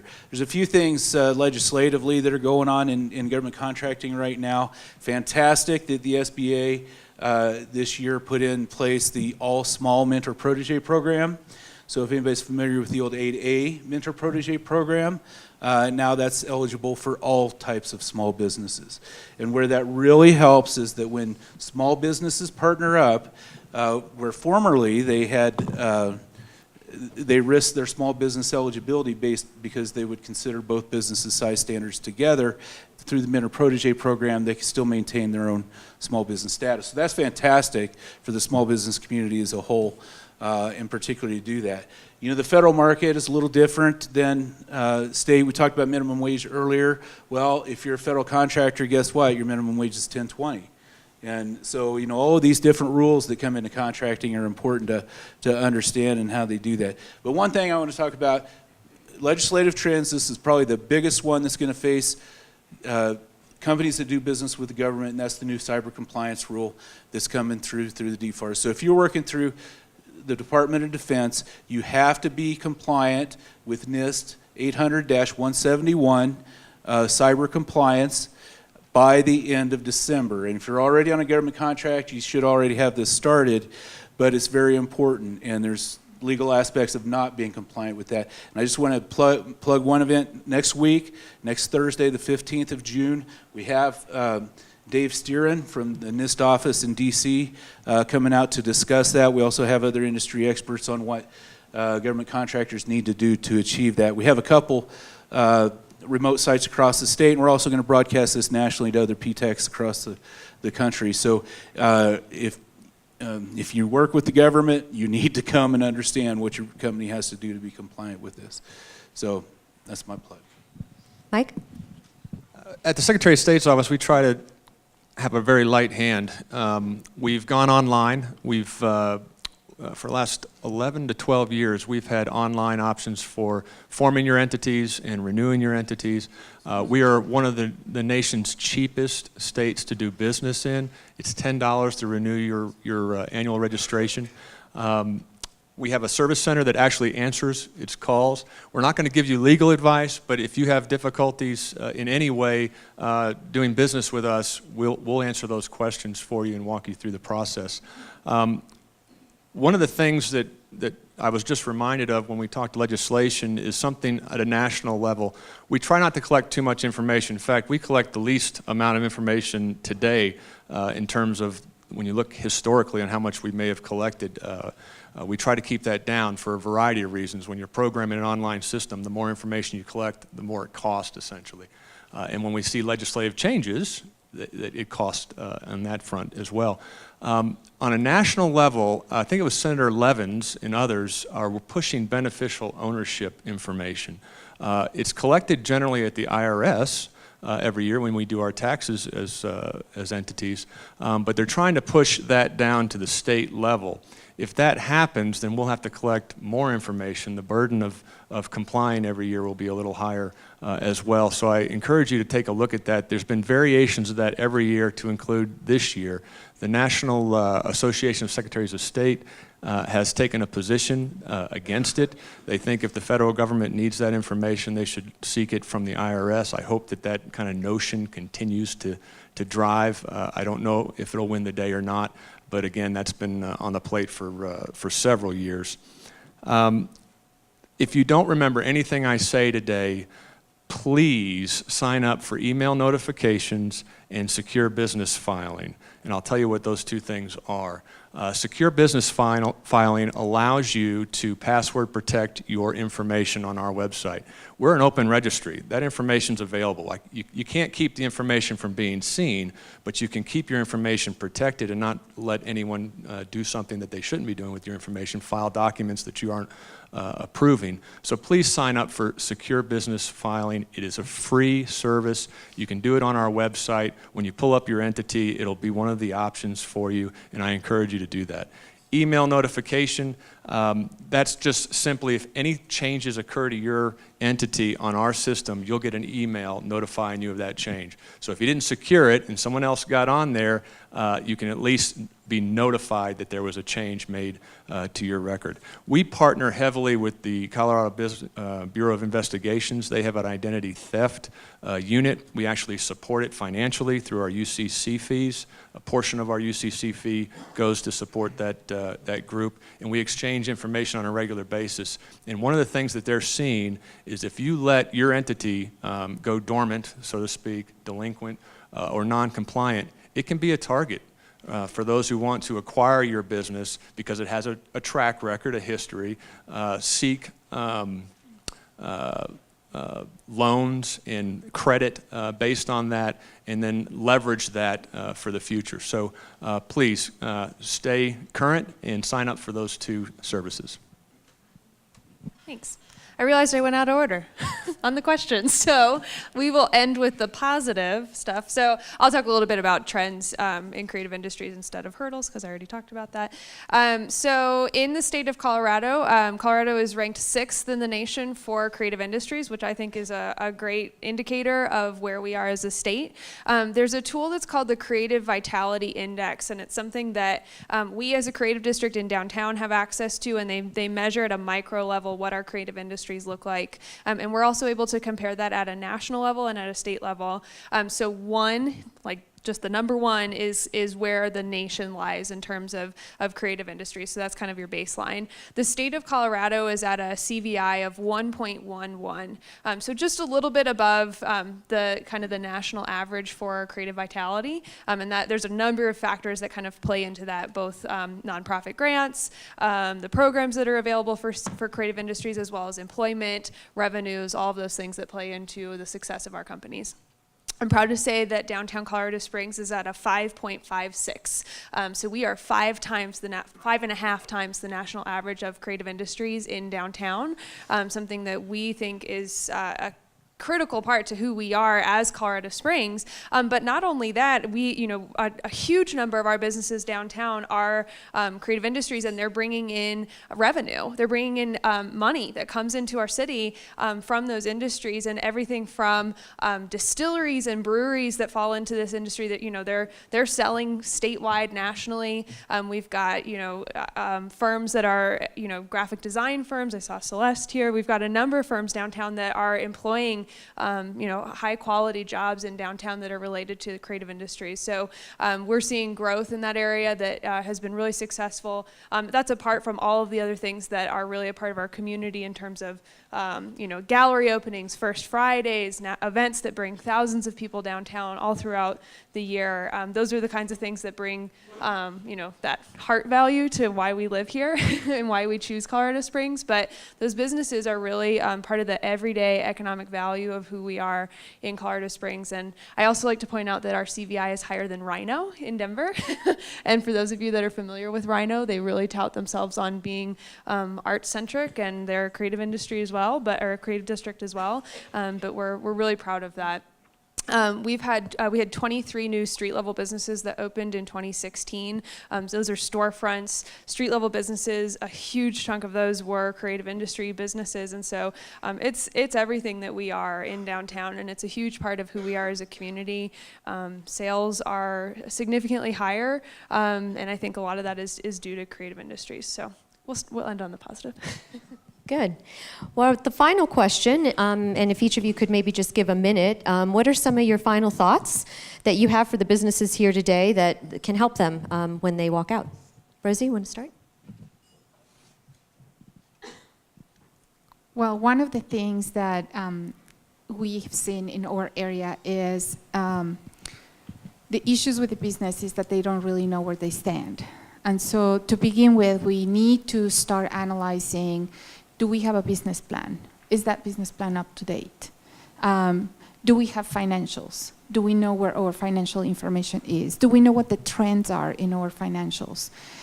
Those are some of the main points where a business has to start in order to grow and prosper and go on to the next level. Because that's going to take us through the decision of, can we hire somebody else? Can we buy that equipment? Can we, how good are we as a prospect for a loan and things like that, finding capital? Can I open another business in a different part of town or in a different city? So go back to the basics for me. Just do that favor to yourself. Go back to the business plan that you did initially and then review it, check it out, talk it to your employees, talk it with them, make sure that they know where you want to go, because that's where you can lay the strategy in order to really become one of those businesses that you talk about, in the higher end that were maybe above 100 employees, and that can really generate and change an economy and can really change their community. Great advice. Dennis? Well, I'll start real quick as far as what we take away and what's on the horizon with government and everything else. I was in D.C. during the last election, and I tell you, Wednesday was a very different attitude in D.C. than Tuesday was. So in some cases, we don't know where we're going in that aspect. But I will tell you this, small business owners have influence in the government. And the way you have influence is to communicate with your governments, whether it be the city, county, state, federal government. It is for the people, by the people. Elected officials listen to you, policymakers listen to you, but you do have to bring a reasonable argument to them if you're going to oppose a rule. So I would say engage them, understand what's happening in the government world, and understand how that's going to influence the business community. You can do that through advocacy groups. There's many industry associations that you can form a joint voice, but definitely talk to your governments and help do that. I do want to say before I go, though, I got to acknowledge Bruce is on our board, the Open Our Thing, and Wells Fargo is a supporter of the PTAC program. So, and then I wouldn't do it, but Aikta put it on here that I can do a plug for PTAC support. If you want to, if you want to donate to the PTAC program, talk to Bruce. I think I'd leave you with just a resource. One of our programs is the Business Intelligence Center, and its primary goal is to make, can you hear me? Yep. To make information available. There's a platform called the Colorado Information Marketplace. It's hosted by OIT, a state agency. It's www.data.colorado.gov. We have been able to add 200 data sets from 11 different state agencies, and all of the information that we have on the business side at the Colorado Secretary of State's office is available there. It's not in PDFs where you have to print it out and try to transfer it. It's all machine-readable information. It's a wonderful source. It's free, and I encourage everyone to kind of explore it, check it out, and see if there's any applicability to the businesses that you run today. Thank you. Sarah? Thanks. So I think one of the biggest things that I talk about with businesses that we work with on a regular basis is to always use your resources, particularly for creative type businesses. True or untrue, a lot of times there's a perception that artists don't know how to run a business, and sometimes it's true, sometimes it's not. But I think that that applies to all businesses, small businesses, large businesses. You do not have all of the resources at hand, and you do not necessarily have all of the skills in your basket, and that's what you need to work towards. There are plenty of programs out there, and there are a lot of niche programs that can really help you to work on those skill sets that you maybe don't have today. And the saddest thing to me is when I see a small business that fails, and it's not because they didn't have an incredible idea or a wonderful product, it's because they didn't reach out and access those resources that were available to them. And I think you guys are here today because you're aware of those resources. There's a lot of businesses out there that are completely unaware of these resources, and so be advocates for the SBDC, for the number of resources that are here today, and help to connect those businesses to those places. I think we can all play that role, and that will really help to make all of our small businesses thrive. Awesome. Thank you. So do we have time for Q&A? Plenty. Good. Okay. Unless you guys are eager to go, in which case no one's going to raise their hand, right? But do we have any questions for the panelists here today? My question maybe to you, Rosie, starting off is, there's a lot of painful rhetoric about Mexican immigrants, and our Mexican immigrants are software technology developers. They're not in construction or food service, which I respect those workers amazingly as well.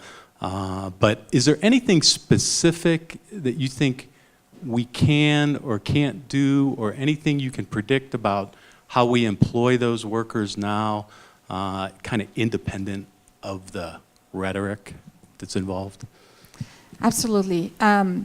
Personally, I believe that the United States' biggest opportunity is abroad. The biggest opportunity that we have in front of us is take this saturated market here and export our products and our services and our knowledge base. That's incredible. The second thing I believe is we have to teach our children second or third languages, because that's the only way we want to create a presence as Americans in other parts of the world. But going back to the immigrant question that you had, I believe when you are importing, per se, talent, professional talent, there is a road that you can follow. There is a type of visa that you can get for them. There is an expertise, unique expertise that you can demonstrate. I'm a mathematician. I brought my college degree from UNAM into this country. And so one of the ways that I was always perceived is she's a professional, she works, so she wants to do a work visa, definitely we want people like her here. So I'm just telling you the same thing with your workers, with your type of industry that your company is in. There is a way to bring professionals from other countries to work for you, and they will be extremely loyal. and they will never leave your company, that's for sure. And I'm not only talking about Mexico, I'm talking about India, I'm talking about China, people that you can really bring that are creative, like what we were talking about, that creativity that they have just by bringing their knowledge or their culture and into this market. So continue asking for it, just like Dennis said. Talk to your representatives. Make sure that you know the right path for them, the legal path, the correct path. And I'm sure, within your industry, you're not going to have a lot of issues finding those visas and things like that. I think the issue we're going to find is in construction, transportation, and related services, which we still need a lot of those workers, but finding how to demonstrate that expertise is really hard. You see, and Latinos are smart too, right? Yeah. A little biased. I read something very interesting recently. Bill Gates, maybe 15 years ago or so, got up in front of Congress and made a case for increasing the number of HB-150 visas that would be allowed in the United States precisely because of that. He says, I can't find the domestic talent that I need, which is also a larger issue of K-12 education and rapidly changing technology, all kinds of different things, and I'm looking at my workforce friends over there. But the other thing that I found very interesting is that we have already seen a decline in the number of immigrants coming into the country in the last few months. And particularly for Latinos, we have a history of a lot of them coming in, and they're all getting older, just like the rest of us. So they're starting to use some of the programs that are out there, soon enough, Medicare and in some cases Medicaid and so forth through the expansion. And yet we don't have enough young immigrants coming in to help pay for those programs because we're now, kind of more skeptical about bringing them in. The is. So, there are pros and cons, and it's a political issue as well. But at the end of the day, I always think about supply and demand. And if there's a demand for this type of work and we can figure out a legal way to do it and it helps our economy as a whole, it just makes a lot of sense. So, I don't know, did that answer your question? Okay. Yes, Wayne? Well, that's part of what I'm talking about. And you look at the net new jobs, 2.6% unemployment rate, and yet we can't find the labor. We have fewer new jobs in 2016 than we did in 2015. And yet you and I know, because we talk about this all the time, the civilian participation rate in the United States is still relatively low. So there are people who can re-enter the system, but they're not really. So we're going to have to be able to import some of that labor. Dana? No, that's a really good question. It depends on what survey you look at. The best information is actually QCEW because it lags a little bit, but it encompasses, self-employed and all kinds. But a lot of the stuff that you see in other sources does not include. And we've had a steady increase, particularly in the state of Colorado for self-employed. And that correlates very much also with highly educated. But you touch upon an important thing too. Rosie, you might have the latest numbers on this. I've seen two, that immigrants start new businesses at 7 times the rate of non-immigrants, and another study that said 13 times. So I'm going to take the 13 times because that sounds more impressive. But, somewhere around 10. And you talked about, diversity and bringing new ideas and so forth. Well, why do immigrants start so many new businesses? Because they're willing to take chances. By definition, they've already taken a huge chance to get up, leave their home country, and they have a dream to start something new.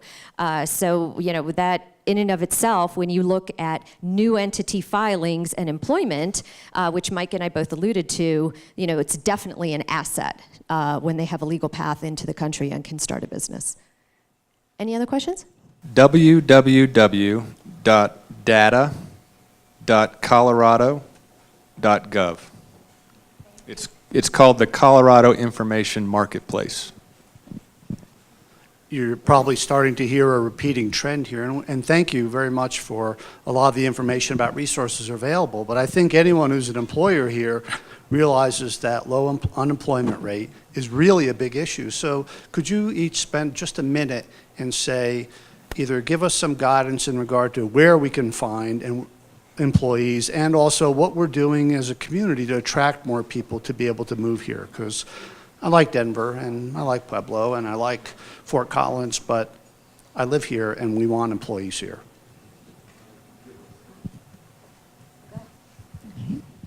So one of the things the Minority Business Office is doing, and we're going to start this program this year, this fiscal year, is we are creating leadership within the rural communities. What we see in rural Colorado is that most of the millennials are leaving for jobs that are in bigger urban places. So they go out to Colorado Springs, they go out to Denver, they go out to Boulder and places like that. So what we want to do is we want to create leadership within the rural communities, so those millennials stay there and they become leaders of the economic development entities that we have locally.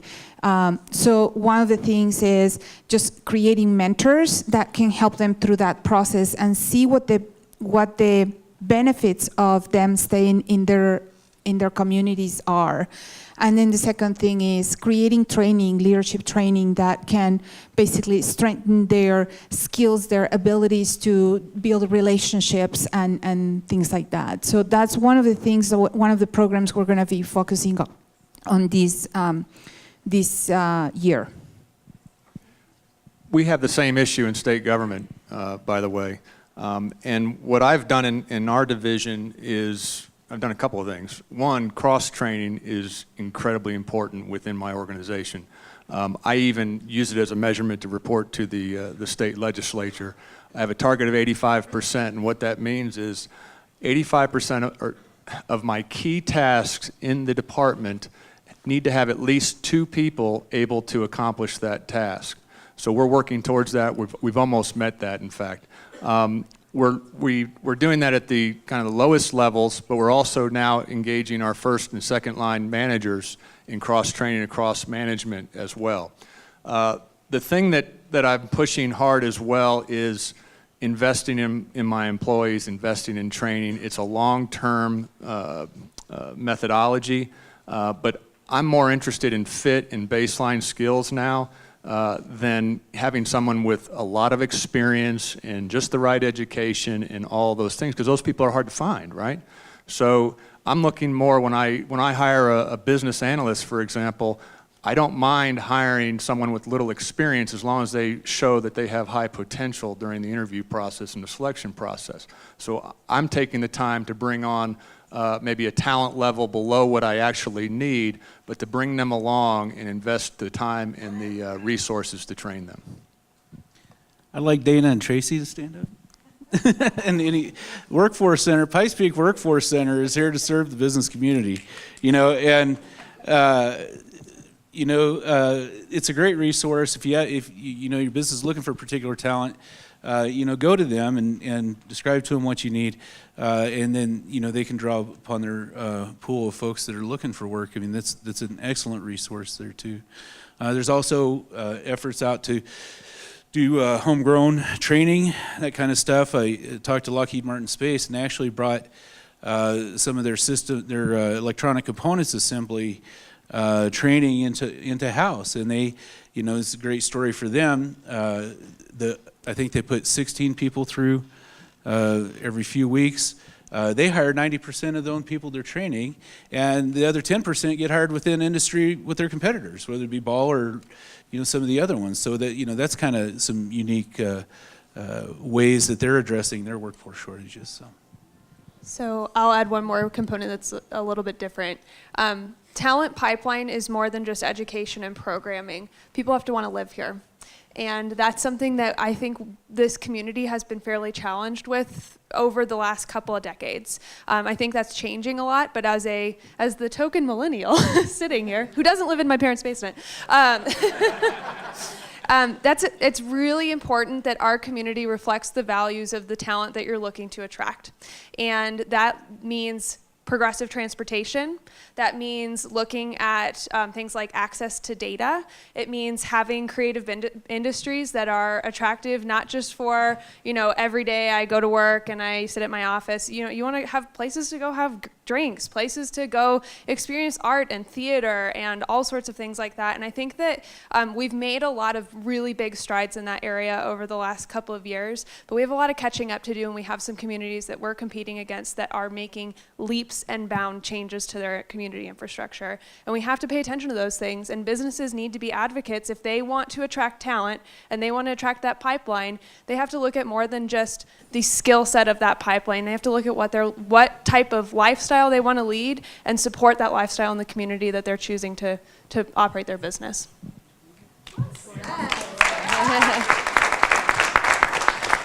Yeah, like most complicated issues, the answers are multifaceted, right?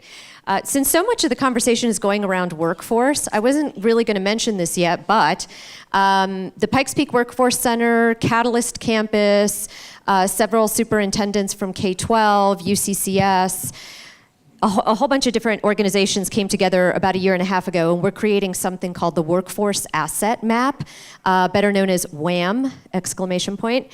And it's really a web-based platform that we are putting together where we're looking at labor supply information, like what programs does Pikes Peak Community College have? What certifications? How many graduates are coming out of each of those programs? Same thing for UCCS. Same thing for the career track programs that are coming back into the high schools now. Juxtaposing all that information to what are the top job postings? How many software engineers do we need? It's really matching up labor supply and demand and saying, well, what are we doing right, and then where are some of the deficiencies? Because a lot of this is also planning, right? Knowing what those positions are out there that are needed, and are we as a community doing a good job training for those programs? And there's been a little bit in the media about it recently, and it's going to be live by the end of summer. So that's something very sort of forward thinking. And I think Dana took that idea to a state meeting recently and came back and said, the state's interested in that. You're doing what now? Oh, that's really cool. You think maybe we can do that across the state? So leading in some ways as well. Any other questions? Force. So anyone who needs someone, she's sitting right here at the center.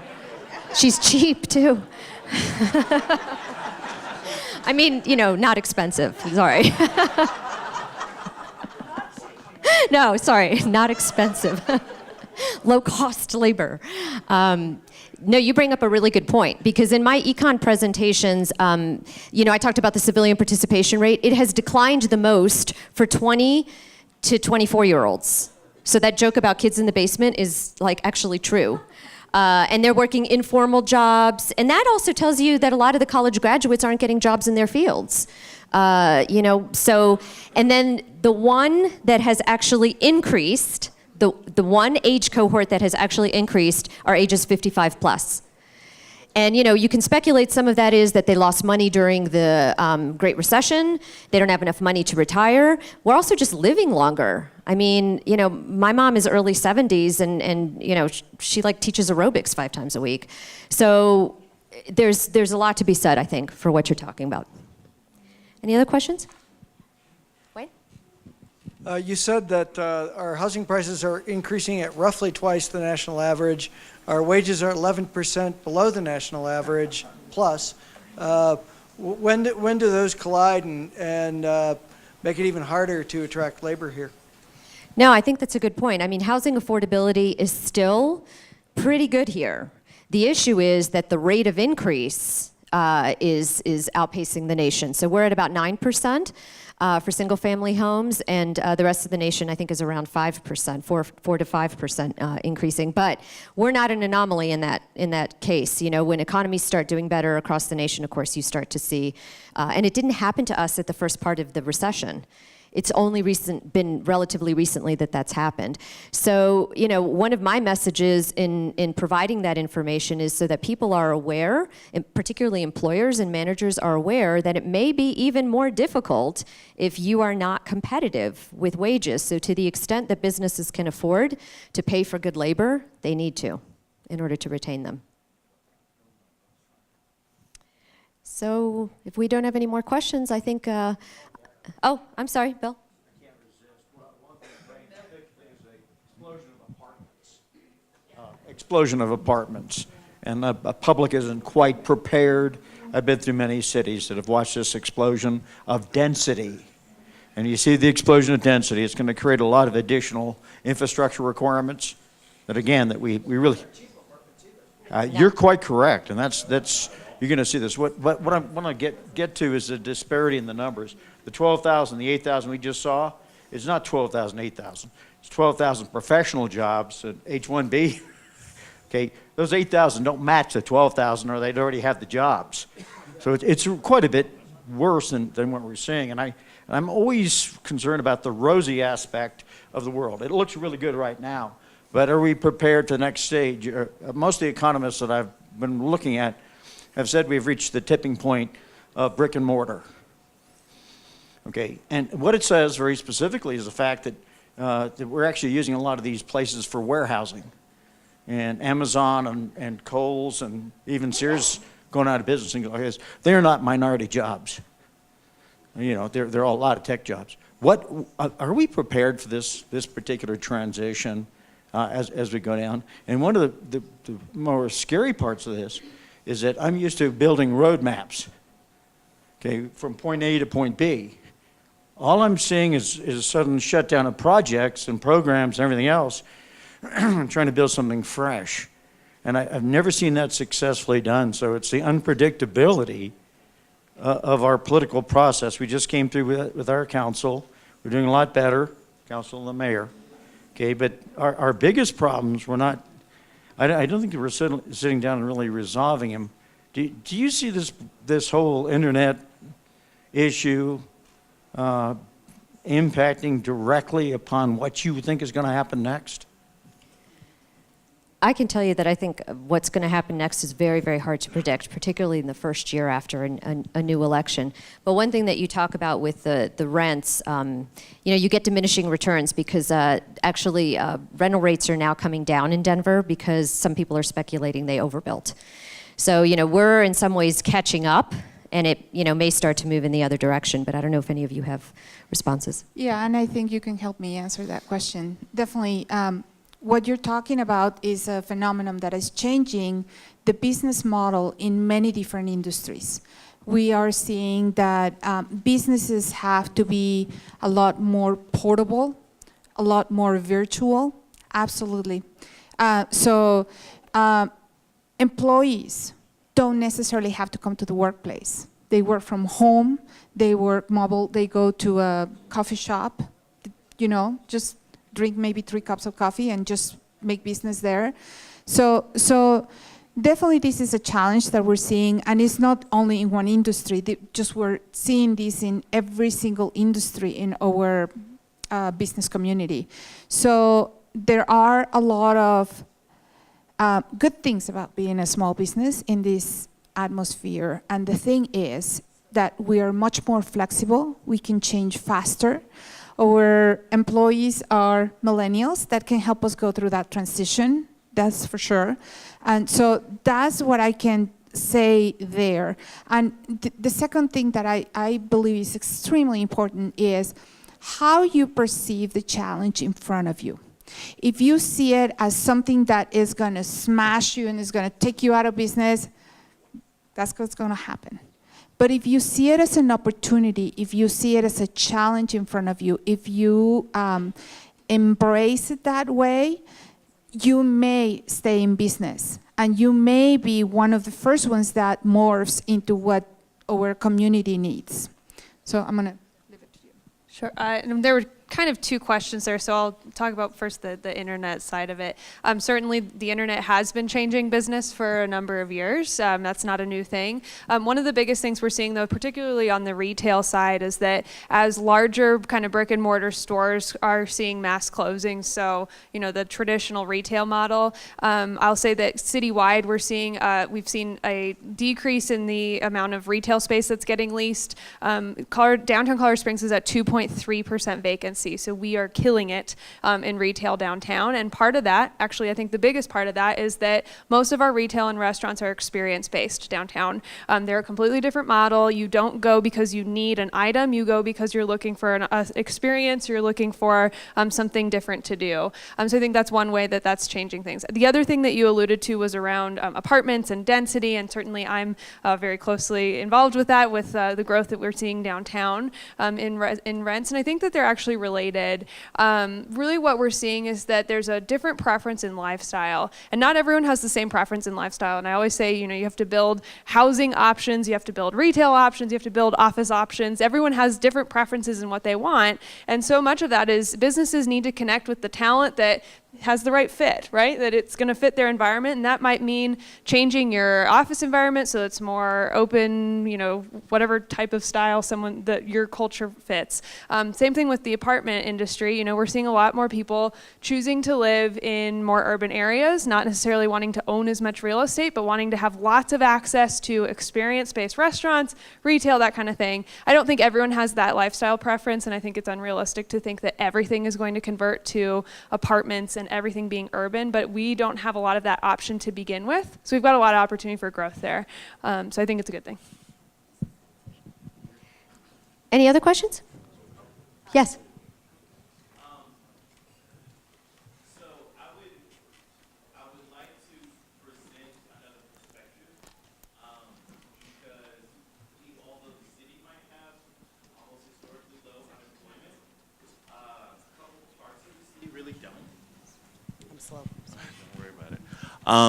Southeast Colorado Springs, 6 and 80910 zip codes in particular have over, I think the lowest estimate is over 8% unemployment. Work a lot on that side of town, and a lot of those people have the exact same message that our friend spoke earlier.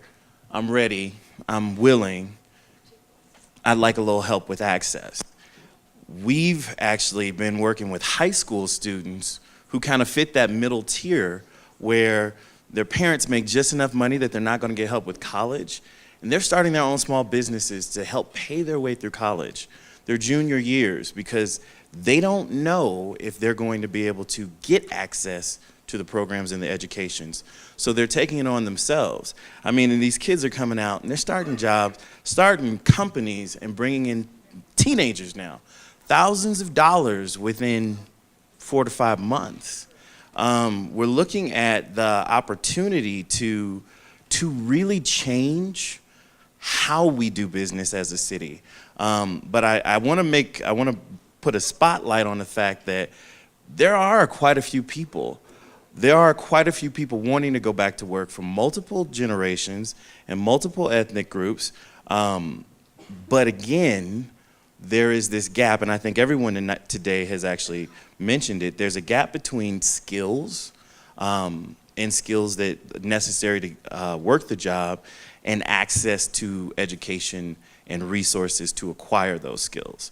And so I would like to know, what are some ways that you think, that the panel think, we can create more connection for more access? Because I really do believe we have natural resources here, and they're activating on their own.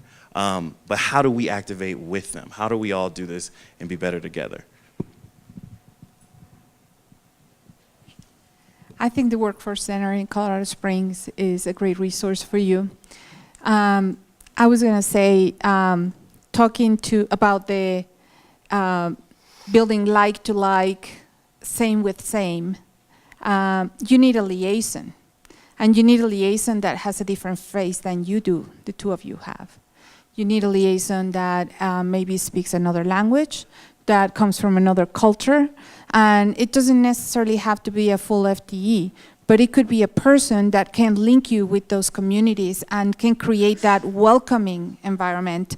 So all of these high school students, all of these young adults come into your place of work and train with you because you have awesome, fantastic resources, but it's just not, it may not be, we're not talking about Tatiana or myself that we don't feel intimidated by walking in a building, but maybe some of the other people do.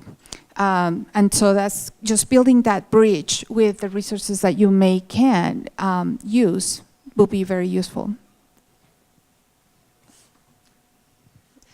The one thing I'll say to you, Taj, is part of what this community initiative with the Workforce Asset Map is really aiming to do.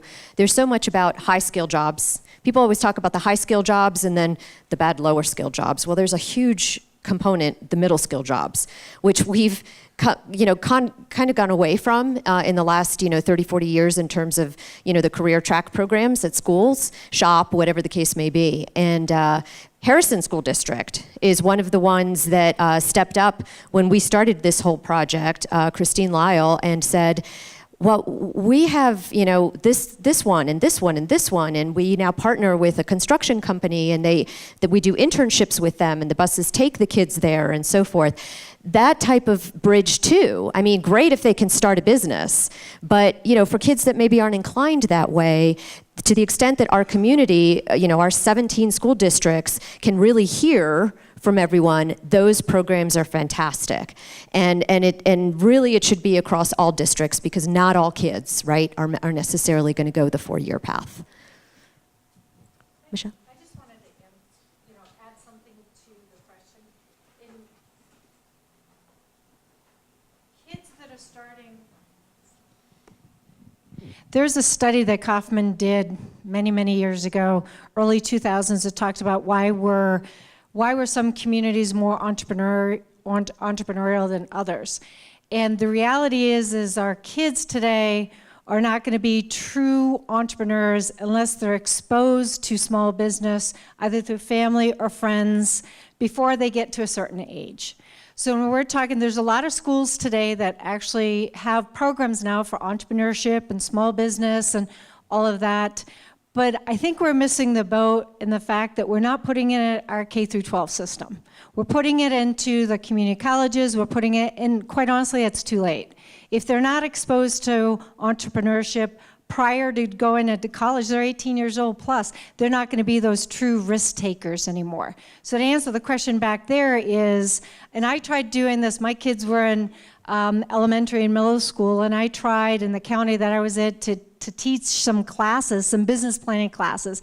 Kids are amazing and they're creative and their ideas are just shocking sometimes that you just think, well, why didn't I think about that? Because they're simple and they think about things that we don't think about. We're too complex and they get down to the core. The county that I was in, shall not be named, would not let me do it unless I charged, and I didn't want to charge. I could do it through the SBDC for free, and they couldn't get it in because they're too stuck on the standardized testing. And we're not doing our kids any justice or any favors by not getting them exposed to entrepreneurship at a very, very early age, because not everybody has the luxury of having a family member or friends in small business that have to go through, I'm not getting a paycheck, I'm struggling, I don't know, I'm gonna pay my bills, I might lose my house, things like that. Of course, we don't ever want that to happen, but that's showing risk-taking. So I would say talk to your communities of trying to get these programs into K through 12 because they're our future. They're the ones that are going to be helping us out of some of the pickle that we're putting our future generations in. And so I just want to add that plug because I feel very passionate about this. And I'm hoping there'll be some changes in the future because we should look at that.